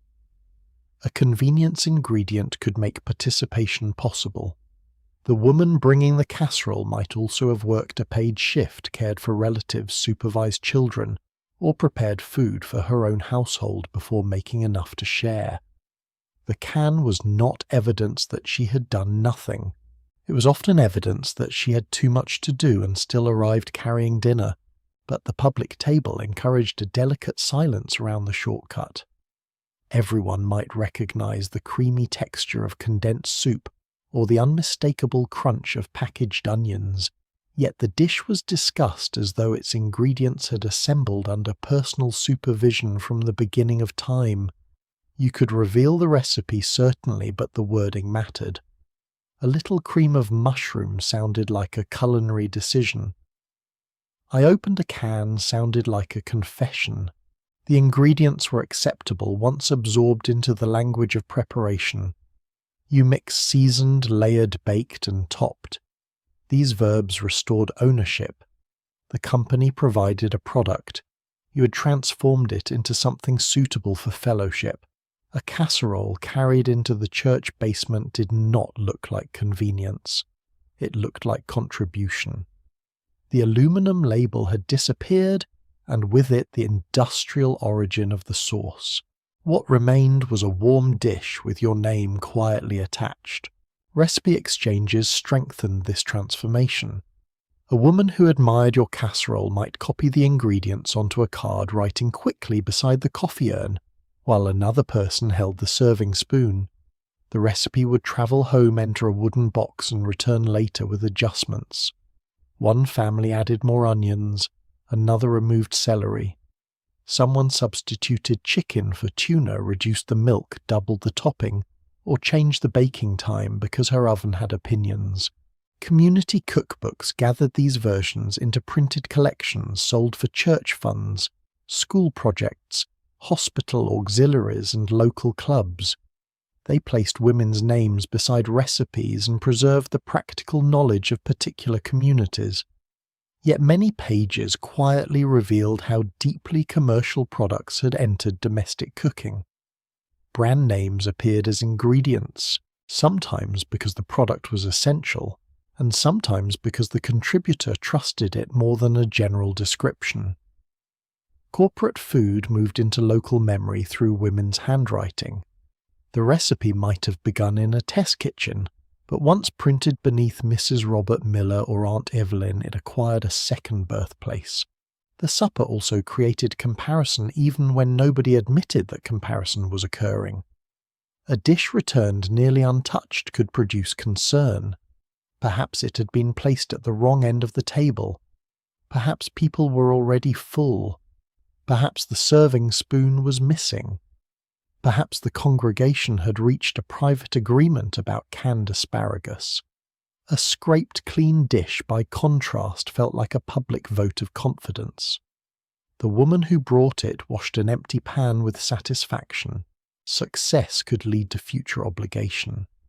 Once people praised your pie, you might be expected to bring it every time, regardless of whether you enjoyed making it or had already spent the week performing several hundred other acts of service. Reputation gave domestic work visibility, and then made it permanent. A signature dish was flattering until it became an unpaid appointment. The congregation did not need to issue a formal notice. Someone simply said, "You are bringing your rolls, aren't you?" in the tone of a person confirming sunrise. Not all women entered this ranking system with the same resources. A woman with a large kitchen, reliable oven, family car, plentiful ingredients, and time at home could prepare and transport food differently from someone working long hours, sharing equipment, living far from the church, or calculating every grocery purchase. Black church women often organized suppers, fundraisers, and community support within congregations serving communities denied equal access to many public institutions and economic opportunities. Their cooking could carry cultural tradition, mutual aid, hospitality, and church authority, far beyond the cheerful domestic image shown in mainstream advertisements. Immigrant congregations preserved foodways that did not fit the standardized casserole ideal. Catholic parish basements, Protestant fellowship halls, synagogue kitchens, rural churches, urban storefront congregations and regional communities followed different religious rules, tastes, and customs. Some kitchens avoided particular ingredients. Some meals reflected fasting traditions or dietary law. Some tables displayed dishes whose histories reached far beyond the supermarket. The processed food package might present one imagined American homemaker, but the communal table revealed many Americas eating beside one another. The social value of these meals should not be reduced to judgment alone. Women exchanged news, practical advice, sympathy, and assistance while arranging dishes and washing plates. A recipe question could begin a friendship. A covered casserole delivered to a family after illness, childbirth, bereavement, or financial difficulty carried more than food. It communicated that someone had noticed. A woman using canned soup to prepare that meal had not offered less care because the source was industrial. The meaning came from remembering the household making the dish, carrying it across town, and leaving it when help was needed. Convenience products sometimes allowed communities to provide more support, not less. They made large-scale hospitality possible within limited budgets and crowded schedules. The problem arose when the tool became another standard by which the woman herself was measured. She was expected to contribute, make the contribution attractive, avoid appearing extravagant, and ensure that convenience never resembled insufficient devotion. By 8 o'clock, the folding tables are nearly bare. Coffee has been poured until it tastes faintly of the metal urn, and crumbs remain on paper plates beside forks that bend under pressure. Your casserole dish is empty except for a streak of sauce and one onion fragment near the handle. Someone has asked for the recipe. You describe the ingredients without embarrassment, though you mention the soup after the chicken and before the seasoning, where it sounds most like part of a thoughtful sequence. The women begin stacking chairs and carrying dishes toward the kitchen. The supper has raised money-fed families and turned private household labor into a shared evening.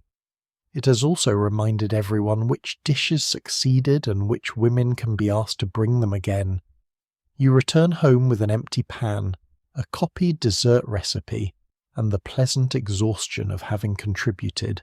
But the cheerful packages that made many of these dishes possible were designed around a much narrower woman than the one standing in the church basement.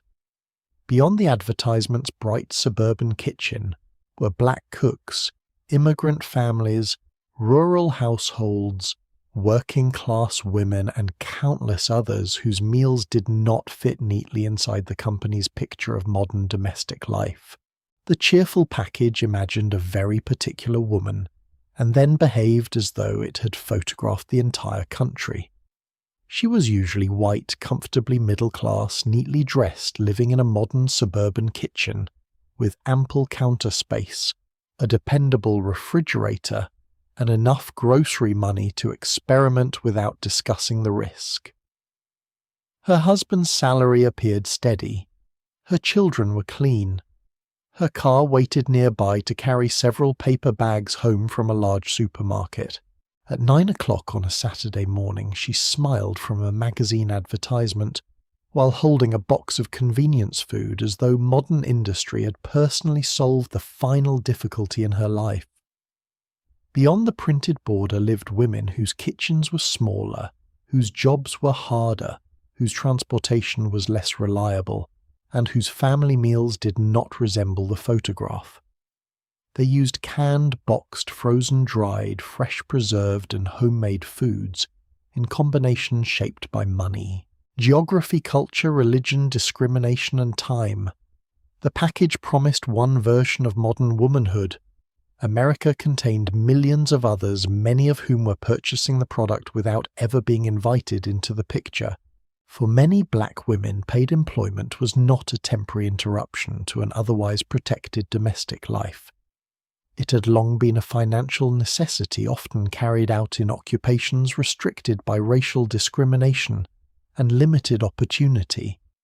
A woman might clean another family's home, cook in another family's kitchen, work in a laundry, hospital, school cafeteria, factory, beauty shop, office, or agricultural field before returning to prepare food for her own household. The smiling suburban advertisement that offered her 20 saved minutes rarely acknowledged the hours already spent performing service for someone else. Segregation in housing, employment, education, credit, and public accommodations shaped where families could live, what jobs they could obtain, and which stores they could reach. New supermarkets and appliance-filled suburbs represented national prosperity, but discriminatory policies placed much of that prosperity behind doors that did not open equally. A black homemaker might value canned soup, frozen vegetables, or a cake mix for exactly the practical reasons the advertisement described, while recognizing that the life surrounding the product bore little resemblance to her own. The box could enter the kitchen even when the promised America did not. Black households also carried food traditions that corporate recipe departments could neither fully represent nor easily replace.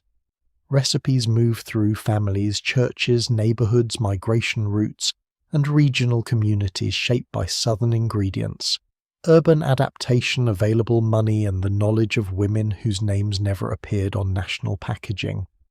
Greens, beans, rice, cornbread, sweet potatoes, preserved foods, fried dishes, stews, baked goods, and countless local variations existed within histories far deeper than the latest company booklet. Processed ingredients could be incorporated into those traditions without erasing them. A cook might use canned milk in a familiar dessert, a commercial seasoning in a family dish, or a cake mix as the beginning of something altered beyond recognition. She was not simply accepting a corporate definition of convenience. She was selecting from the market and making the product answer to an older kitchen. Food companies preferred to imagine that the package transformed the household. Very often, the household transformed the package first. Immigrant families negotiated a similar distance between commercial modernity and inherited taste. A newly arrived woman or the daughter of immigrants might encounter supermarket shelves filled with products designed around mainstream American meals that her family did not normally eat. Some items were useful: immediately canned tomatoes, flour, sugar, condensed milk, dried pasta, coffee crackers, oils, and preserved goods could fit easily into established cooking. Other products required translation. The recipe on the box might recommend a combination that made little sense beside the family's ordinary dishes. Grandparents could distrust a flavor children had learned to recognize from television. Younger family members sometimes wanted the foods they saw in advertisements, because those foods seemed connected to belonging. The kitchen became a quiet negotiation between memory and assimilation. A mother might prepare traditional food on one evening, a packaged American meal on another, and a practical hybrid when time, money, and appetite refused to cooperate. The result would not appear in the advertisement, which preferred cultural change to occur without argument and dinner to arrive with a single national accent. Religion further complicated the company's fantasy of one universal table. Jewish households observing dietary laws had to consider ingredients, preparation certification, and the separation of particular foods in ways mainstream advertising often ignored. Catholic families could organize certain meals around fasting and abstinence practices, especially on Fridays, making fish, eggs, cheese, or meatless dishes more important at specific times. Other religious communities followed their own customs, holiday foods, and rules. A convenience product was useful only if it could enter those systems appropriately. Gelatin raised questions depending on its source. Canned soup might contain meat ingredients not obvious from the cheerful front label.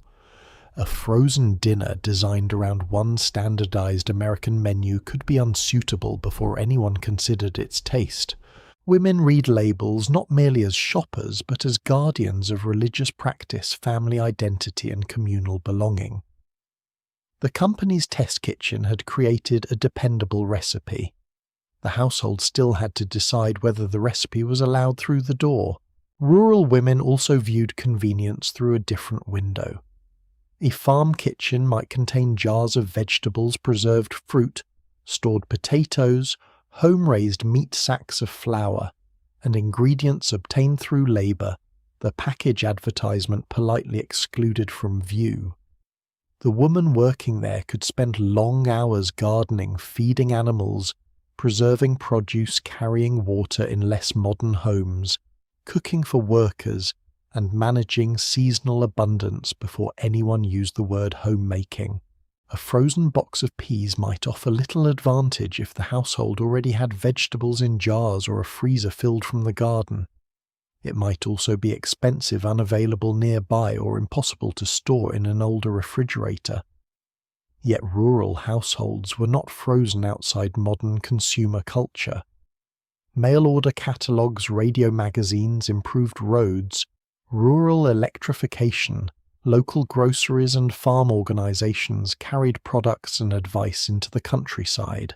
Women adopted new foods, selectively comparing them with what they could grow, preserve, trade, or make.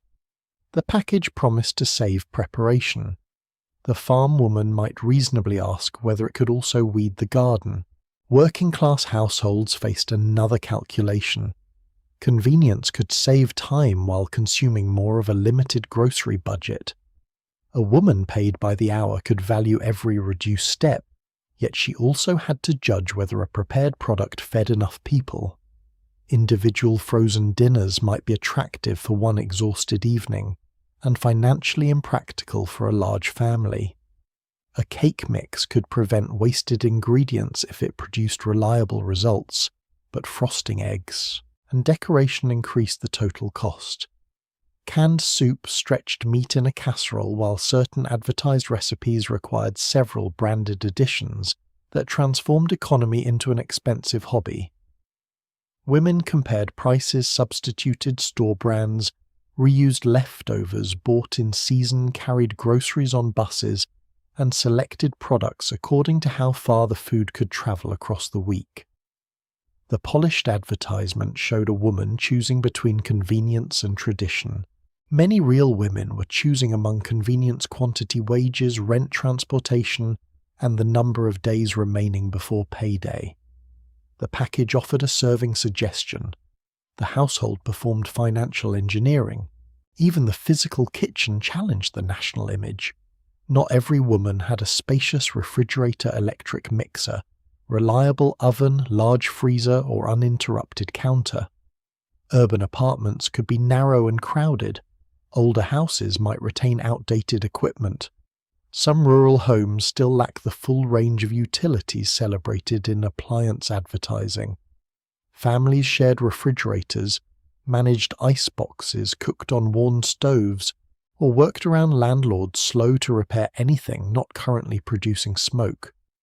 Convenience foods were designed to simplify preparation, but they still assumed access to heat-cold storage utensils, dishes, and space.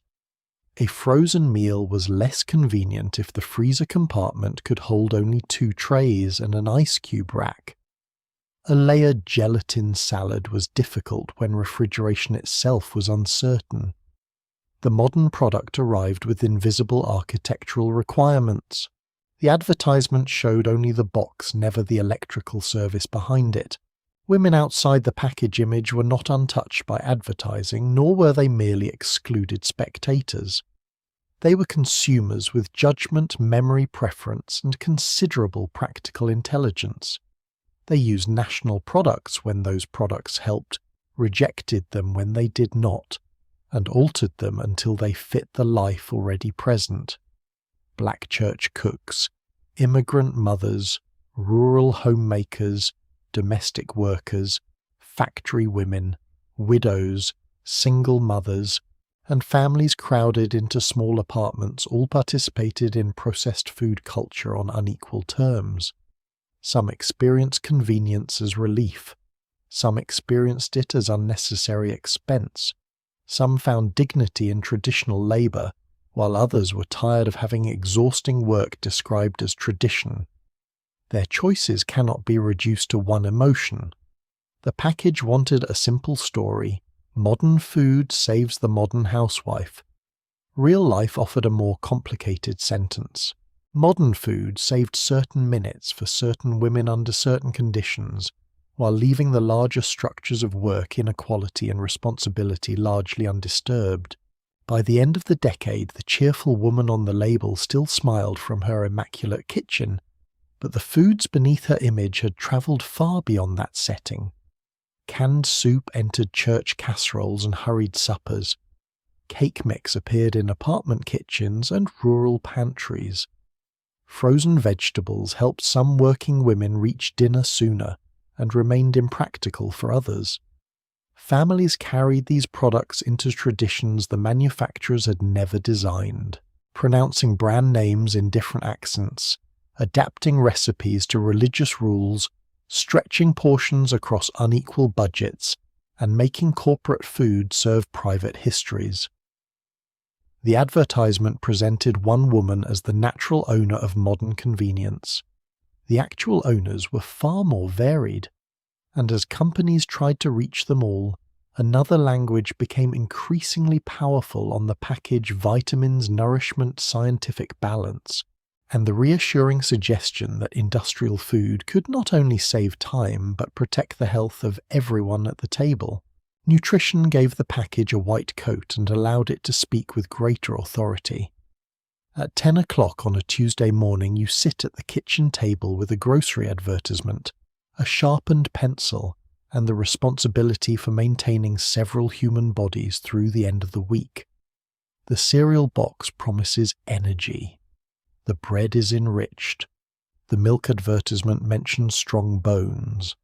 A canned vegetable presents itself beneath language suggesting freshness, vitamins, and modern scientific care. Even the powdered drink appears remarkably confident about childhood.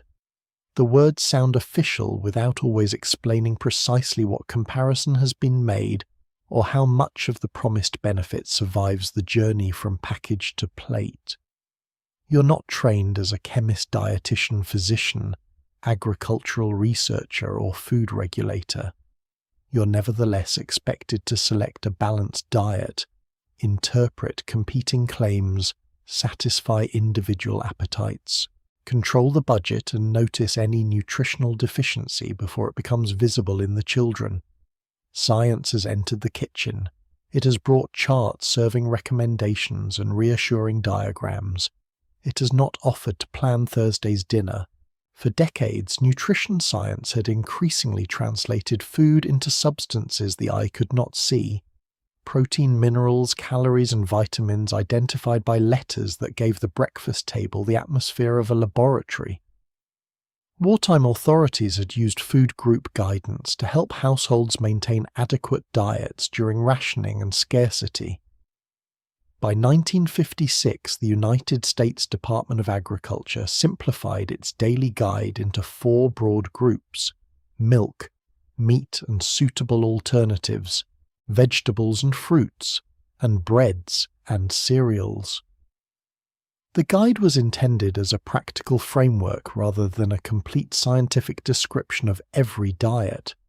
Still, its apparent simplicity created a powerful household checklist. Had the children received milk? Was there something from the meat group? Did fruit and vegetables appear often enough? Had bread or cereal completed the structure? The woman planning the meal became the person responsible for making these categories appear repeatedly on the table. Dinner was no longer judged only by taste price and whether everyone had received enough. It also had to demonstrate balance. The plate had acquired departments. Processed food manufacturers could place their products inside this structure. A breakfast cereal did not need to be merely quick and sweet. It could be presented as part of a sound morning meal when accompanied by milk juice, toast, or fruit. A frozen vegetable could provide a convenient path toward the produce group.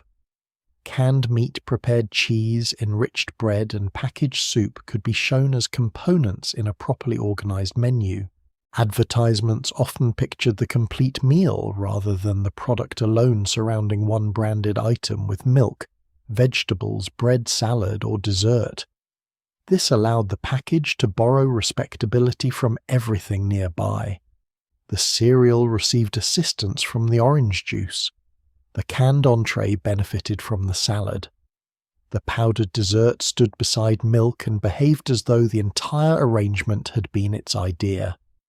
Serving suggestions were not only decorative, they taught the shopper how to place an industrial product inside a nutritional story. The language of enrichment and fortification made that story even stronger. Milling could remove naturally occurring nutrients from grain, while government standards and industry practices encouraged certain nutrients to be restored to products described as enriched. Flour bread cereals and related foods could carry familiar words such as iron, thiamine, riboflavin, and niacin into the grocery aisle. Iodized salt had already made the addition of a nutrient to an everyday staple seem practical and respectable. Vitamin D was associated with fortified milk. These measures could produce genuine public health benefits, and they should not be dismissed as decoration.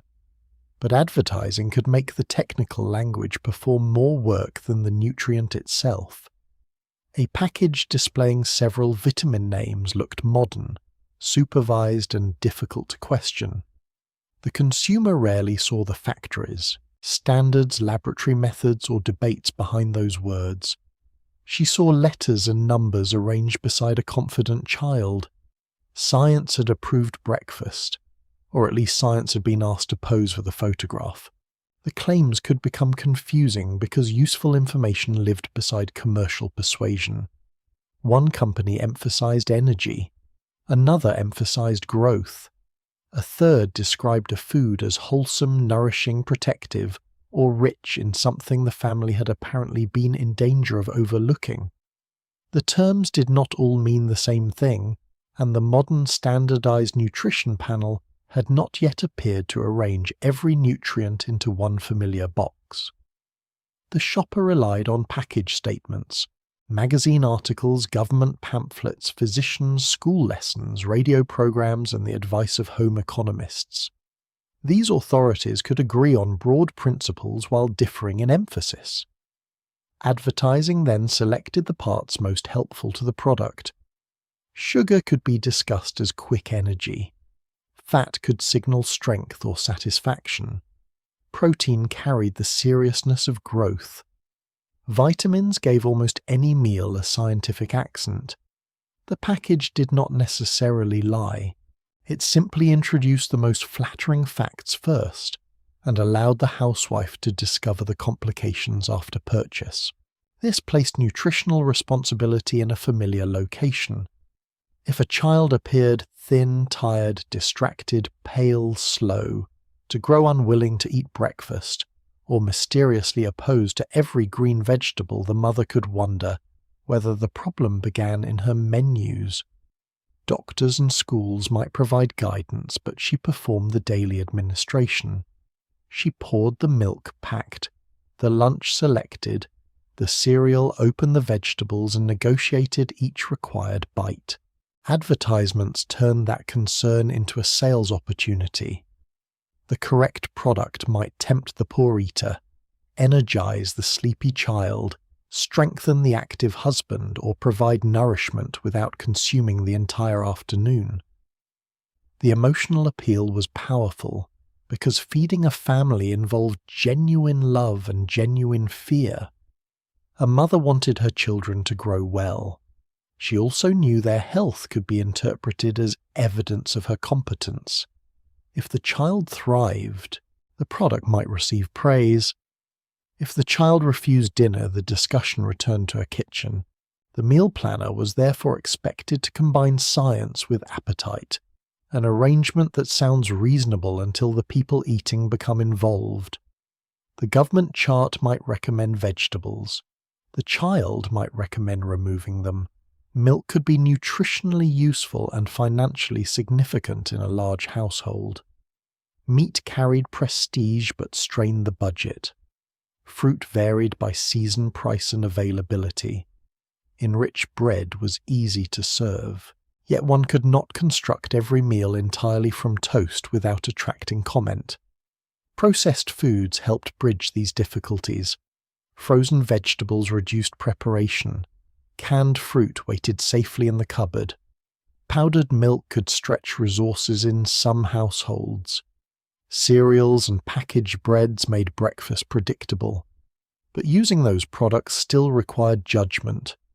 The homemaker had to balance nutrition against cost convenience against taste, and official advice against the firm household evidence that nobody intended to eat cooked spinach tonight. Corporate home economists helped transform nutritional guidance into menus that looked achievable. A booklet might offer breakfasts, school lunches, family dinners, and economical weekly plans arranged around food groups. The pages could genuinely assist a young or uncertain cook. They also placed company products into the plan with impressive regularity. One branded cereal supplied breakfast. One canned soup supported lunch. One packaged dessert completed dinner. The menu appeared scientifically balanced, but it was also commercially coordinated. The homemaker did not need to invent everything herself. She could follow the plan and experience the comfort of apparent approval. Yet following it meant acquiring the correct products, preparing them properly, and ensuring the family accepted the results. Scientific meal planning had not reduced her responsibility. It had provided more precise vocabulary for describing failure. The advice was especially difficult for families whose budgets or food traditions did not resemble the sample menu. A chart could recommend servings without explaining how to afford them in every household. A photographed dinner could assume refrigerator space, reliable transportation nearby supermarkets, and a family willing to eat the listed foods. Black immigrant, rural, working class and religious communities adapted official guidance to local ingredients and established traditions, often using nutritional categories more flexibly than the illustration suggested. Beans might provide an economical alternative to meat. Home-preserved vegetables could stand where the booklet showed frozen packages. Traditional soups and stews combined several groups in one pot, rather than arranging them in separate sections across a plate. The chart offered general direction. Real women had to convert it into meals that made sense within actual lives. By 6:30, the dinner table holds meat, bread, frozen peas, and glasses of milk. On paper, the groups are present. In practice, one child has hidden peas beneath the edge of the plate. Your husband has taken more bread, and your own meal is growing cold while you encourage everyone else to eat. The nutritional plan has succeeded visually. Whether it has entered the family is another question. Still, the language of science has changed the way the meal is understood. Food is now comfort, tradition, pleasure, economy, and a collection of invisible substances requiring daily management. Processed food companies have learned to make their packages speak this language fluently. A shortcut no longer promises only less work.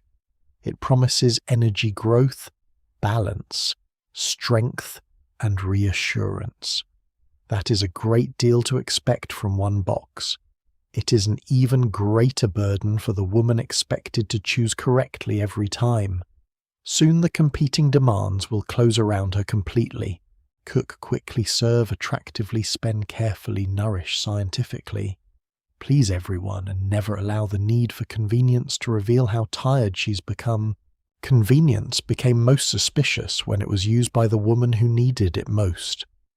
At 5:40 in the afternoon, you stand in a kitchen filled with the evidence of a day that has refused to fit inside its assigned hours. A grocery bag rests unopened near the door. One child needs help with arithmetic. Another has misplaced a shoe required for tomorrow morning. The telephone has rung twice, the laundry has stopped halfway through its journey, and your husband may arrive at any moment expecting dinner to be nearly ready, because nearly ready is where dinner is supposed to live at this hour. On the counter sits a can of soup, a box of instant potatoes, and a frozen package promising vegetables in minutes. Together they could reduce the evening's work considerably. Yet using all three at once feels strangely revealing. One shortcut is clever. Several shortcuts begin to look like a pattern. The products were sold because women were busy, but the woman who appeared too busy to cook traditionally risked becoming the problem the products were supposed to solve. The contradiction had been built into the marketing from the beginning. Advertisements praised the modern homemaker for using science-packaged ingredients and labour-saving appliances. She was intelligent enough to choose efficiency, but never dependent enough to lose control of the household. Convenience was presented as one tool inside a larger performance of competence. The smiling woman on the package did not look overwhelmed. She had selected the product calmly, improved it creatively, and used the saved time to become more attractive, attentive, organized, or socially available. She was never shown sitting in a quiet room because dinner required almost no effort. That image might have raised an uncomfortable question about whose time she owned. Instead, the advertisement redirected every saved minute toward another approved purpose. The cake mix freed her to decorate. The frozen vegetables freed her to set a prettier table. The instant pudding freed her to greet guests without flour on her sleeve. Efficiency was celebrated only when it produced more visible service. Less work was respectable, less activity was not. This standard created a narrow line between modernity and negligence. A woman who refused every convenience might appear old-fashioned, inefficient, or unnecessarily exhausted. A woman who used too many might appear careless, extravagant, or insufficiently devoted. She had to demonstrate judgment by choosing the correct shortcut for the correct occasion, and then concealing how much it had helped. A cake mix for an ordinary evening was sensible. A cake mix for an important birthday might require extra layers, filling, and decoration before it could carry the expected emotion. Frozen peas on a busy weekday were practical. A frozen dinner served too frequently might suggest that family life had been outsourced to an aluminum tray. Condensed soup inside a casserole was familiar. A can poured into a bowl without additional imagination risked looking like surrender. The product category did not determine the moral meaning. Presentation did. The modern homemaker could accept industrial assistance, but she was still expected to make the assistance pass through enough domestic rituals to become invisible. The people most likely to need convenience often had the fewest opportunities to present it gracefully. A working wife arriving late could not always transfer frozen food into elegant serving dishes, prepare a fresh salad, add homemade dessert, and remove every package before the family entered. A woman caring for several children might not have the uninterrupted time required to transform instant food into a magazine arrangement. Illness, pregnancy, aging parents, limited money, long commutes, unreliable appliances, and simple exhaustion could reduce dinner to what was possible rather than what was photogenic. Yet these conditions did not excuse her from judgment. They sometimes intensified it. If the house looked disordered and the meal looked easy, observers could decide that she had failed to manage both. The fact that she was carrying more responsibility became evidence that she lacked organization. Domestic culture possessed a remarkable ability to convert overload into a character flaw.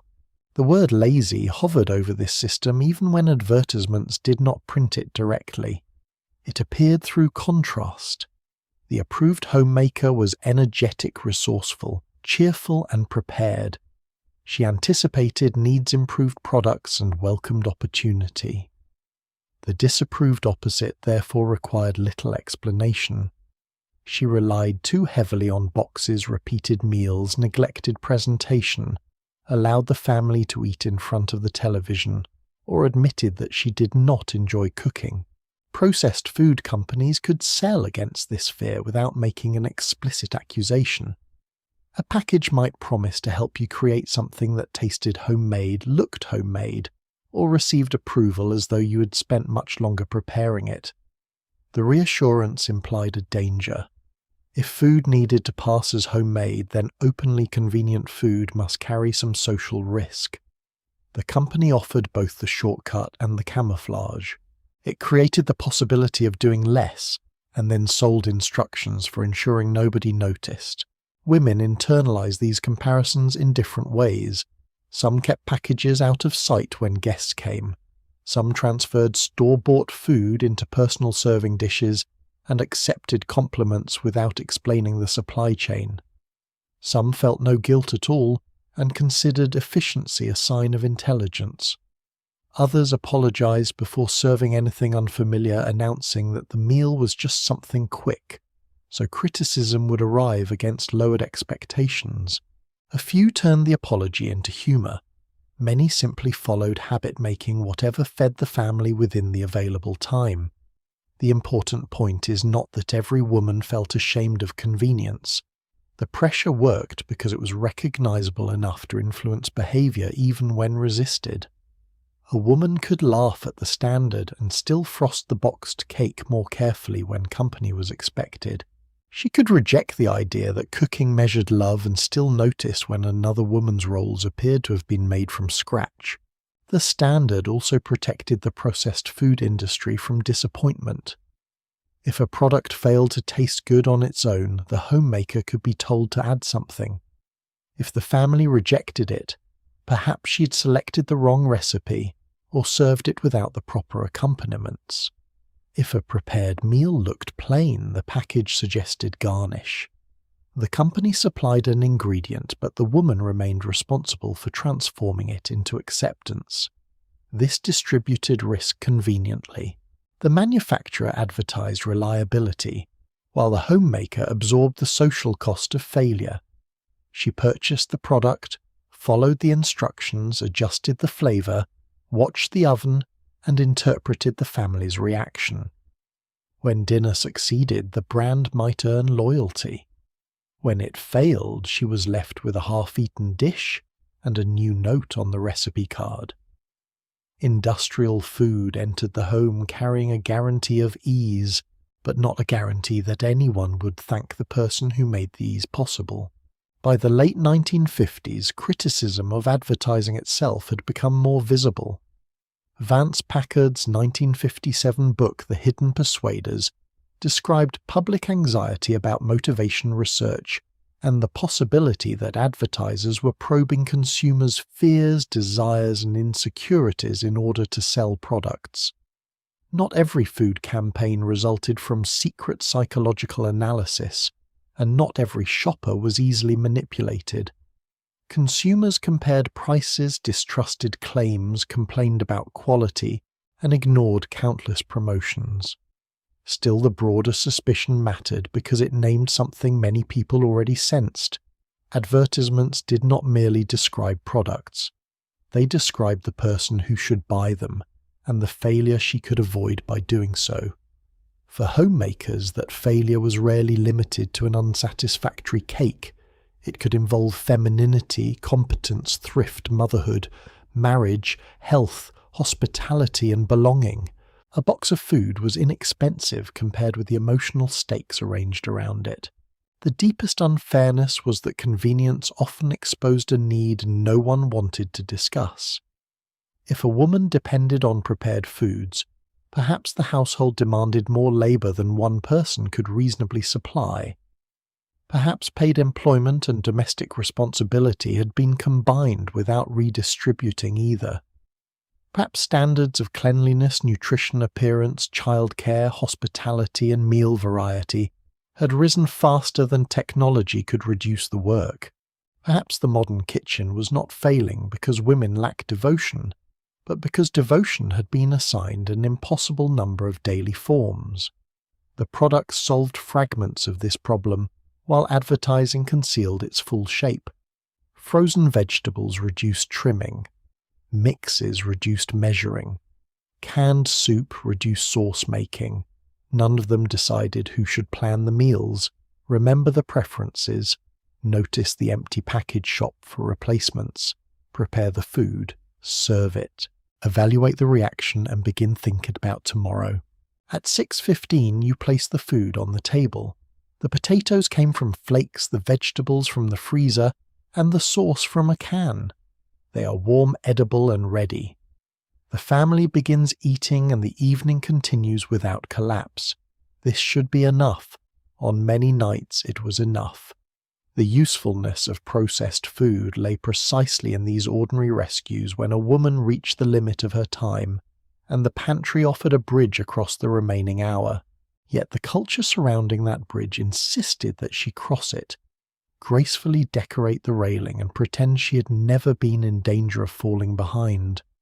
Convenience became evidence against her, because it revealed the workload she was not supposed to admit. The box saved time. The guilt ensured that the saved time never looked entirely hers. And after dinner, when the packages have been put away and the kitchen grows quiet, the final question remains. Did processed food truly change women's lives, or did it simply help them meet expectations that were never allowed to become smaller? After the packages were put away, the kitchen did not become completely free. It simply became quieter.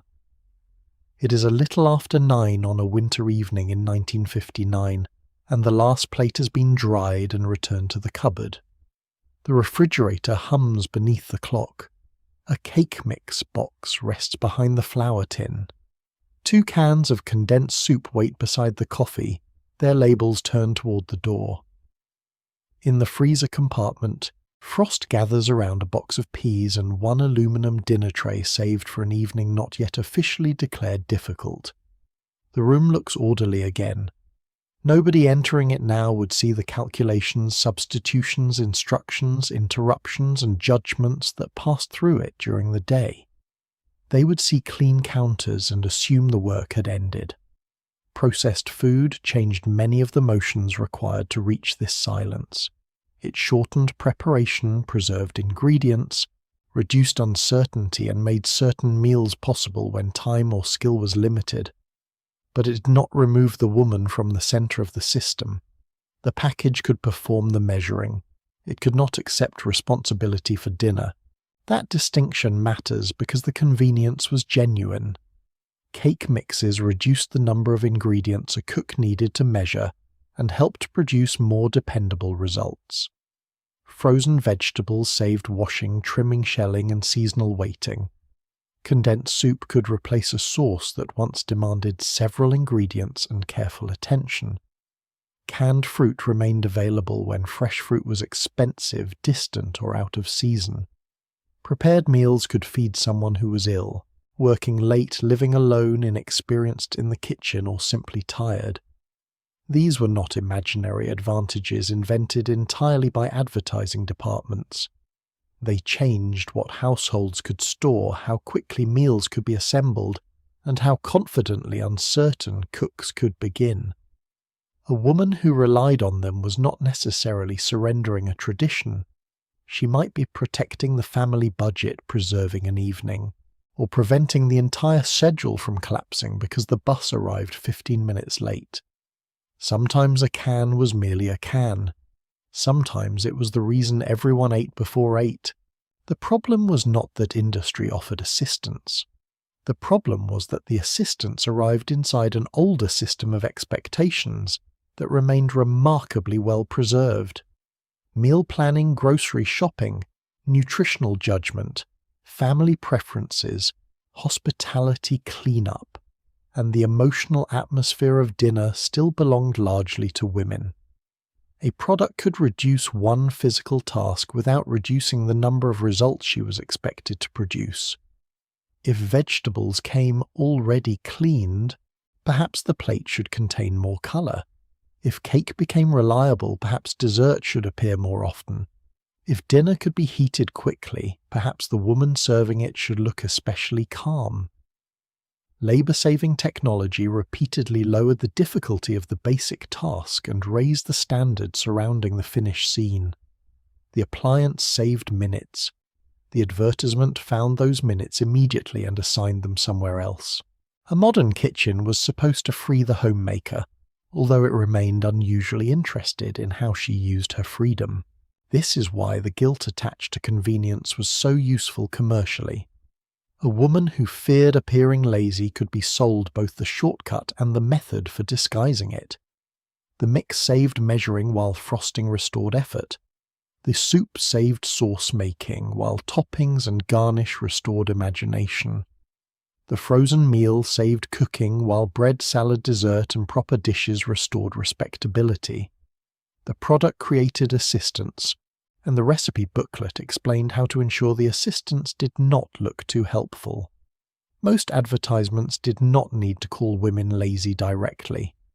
They showed the energetic opposite, the inventive wife, the pleased husband, the well-fed children, and the spotless room. She used convenience perfectly because it never appeared to reduce what she gave. The comparison completed the accusation quietly. If the ideal woman remained endlessly productive after using labor-saving food, then the exhausted woman who wanted simply to stop could blame herself instead of the standard. Women were never merely passive figures inside this arrangement. They read claims skeptically, compared prices, ignored instructions, substituted ingredients, exchanged warnings, and turned corporate recipes into private property. They used one mix to create several cakes stretched a casserole across 2 evenings, and discovered which frozen products were worth buying. They crossed out unnecessary steps and doubled the topping. They transferred food into family dishes not always from shame, but because food belonged there after years of use. A recipe developed to sell soup could become the dish served after a funeral. A cake mix could become a child's remembered birthday. A commercial gelatin recipe could survive because one aunt insisted on making it every holiday, and everyone eventually measured the season by its arrival. Companies could design the product and promote the first use. They could not completely control what happened after families repeated it, altered it, argued over it, and attached memory to it. Convenience entered the home as merchandise and sometimes left as tradition. It also widened the range of people who could prepare something resembling a complete meal without years of domestic training. This quietly mattered beyond the advertising image of the suburban housewife. Widowers, bachelors, students, older people, teenagers, shift. Workers and people living in smaller households could obtain hot food without depending entirely on a highly skilled cook. The change did not erase gender expectations, but it loosened the practical connection between feminine expertise and daily survival. A man could heat a frozen dinner, a teenager could prepare a mix, a child could follow package instructions under supervision. The factory had relocated some household knowledge into standardized directions. That knowledge remained limited and commercial, but it was portable. The package did not ask who had been taught to make gravy. It asked whether someone could read the back and operate an oven. A culture might continue insisting that dinner belonged to women, while the product itself quietly demonstrated that almost anyone could prepare it. The larger shift was therefore neither complete liberation nor simple decline. Processed food gave families consistency, storage speed, variety, and useful protection against bad timing. It also strengthened large companies' standardized tastes, encouraged dependence on national brands, and invited advertising into intimate decisions about health, affection, and family life. Some older skills became less necessary. Others remained important. New knowledge appeared: reading labels, managing freezer space, understanding package instructions, comparing cost per serving, and deciding which scientific claim deserved belief. The modern homemaker did not stop working. Her work changed shape. Less time might be spent shelling peas, while more time was spent choosing among packages and worrying about whether convenience had become too visible. The old labor could be exhausting. The new uncertainty could be exhausting too. Progress did not remove the burden so much as rearrange it across the counter, and the burden was never distributed equally. The ideal kitchen advertised throughout the decade remained unavailable to many women whose labor sustained families under far harsher conditions. Black women, immigrant women, rural women, factory workers, domestic workers, single mothers and low-income households entered convenience culture through different stores, budgets, traditions, equipment, and expectations. A package that saved 20 minutes in one suburban kitchen could be unaffordable, unsuitable, or impossible to store in another. Yet women across these circumstances adapted industrial food according to their own lives. They combined it with garden produce, traditional recipes, religious practice, leftovers, local ingredients, and whatever remained before payday. The national advertisement preferred one cheerful story, because one cheerful story was easy to print. Real households were more inventive, unequal, practical, and complicated. They usually are. Now the old kitchen begins to fade. The refrigerator's hum grows distant. The fluorescent supermarket aisle dims, the church basement coffee stops percolating, and Betty Crocker closes the cookbook she never personally needed to wash. The woman who has carried us through this story wipes the final drop of water from the counter and turns off the light. She may have loved feeding her family. She may also have been tired of proving that love 3 times a day. The convenience foods around her did not make that love false, and they did not make her lazy. They gave her tools inside a system that demanded too much and praised her mainly when the demand looked effortless. Some tools genuinely helped.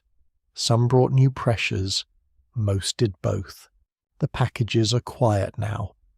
Their cheerful instructions can wait until morning. Let the old kitchen settle into darkness. Let the freezer stop being a referendum on female character and return gently to the room where you're listening. You do not need to plan tomorrow's casserole garnish anything with parsley or explain how long dessert took. The cake will still count even if somebody else measured the flour. The peas will remain vegetables after being frozen. And dinner, despite several decades of advertising evidence to the contrary, can probably survive without conducting a formal evaluation of the person who prepared it. Sleep well.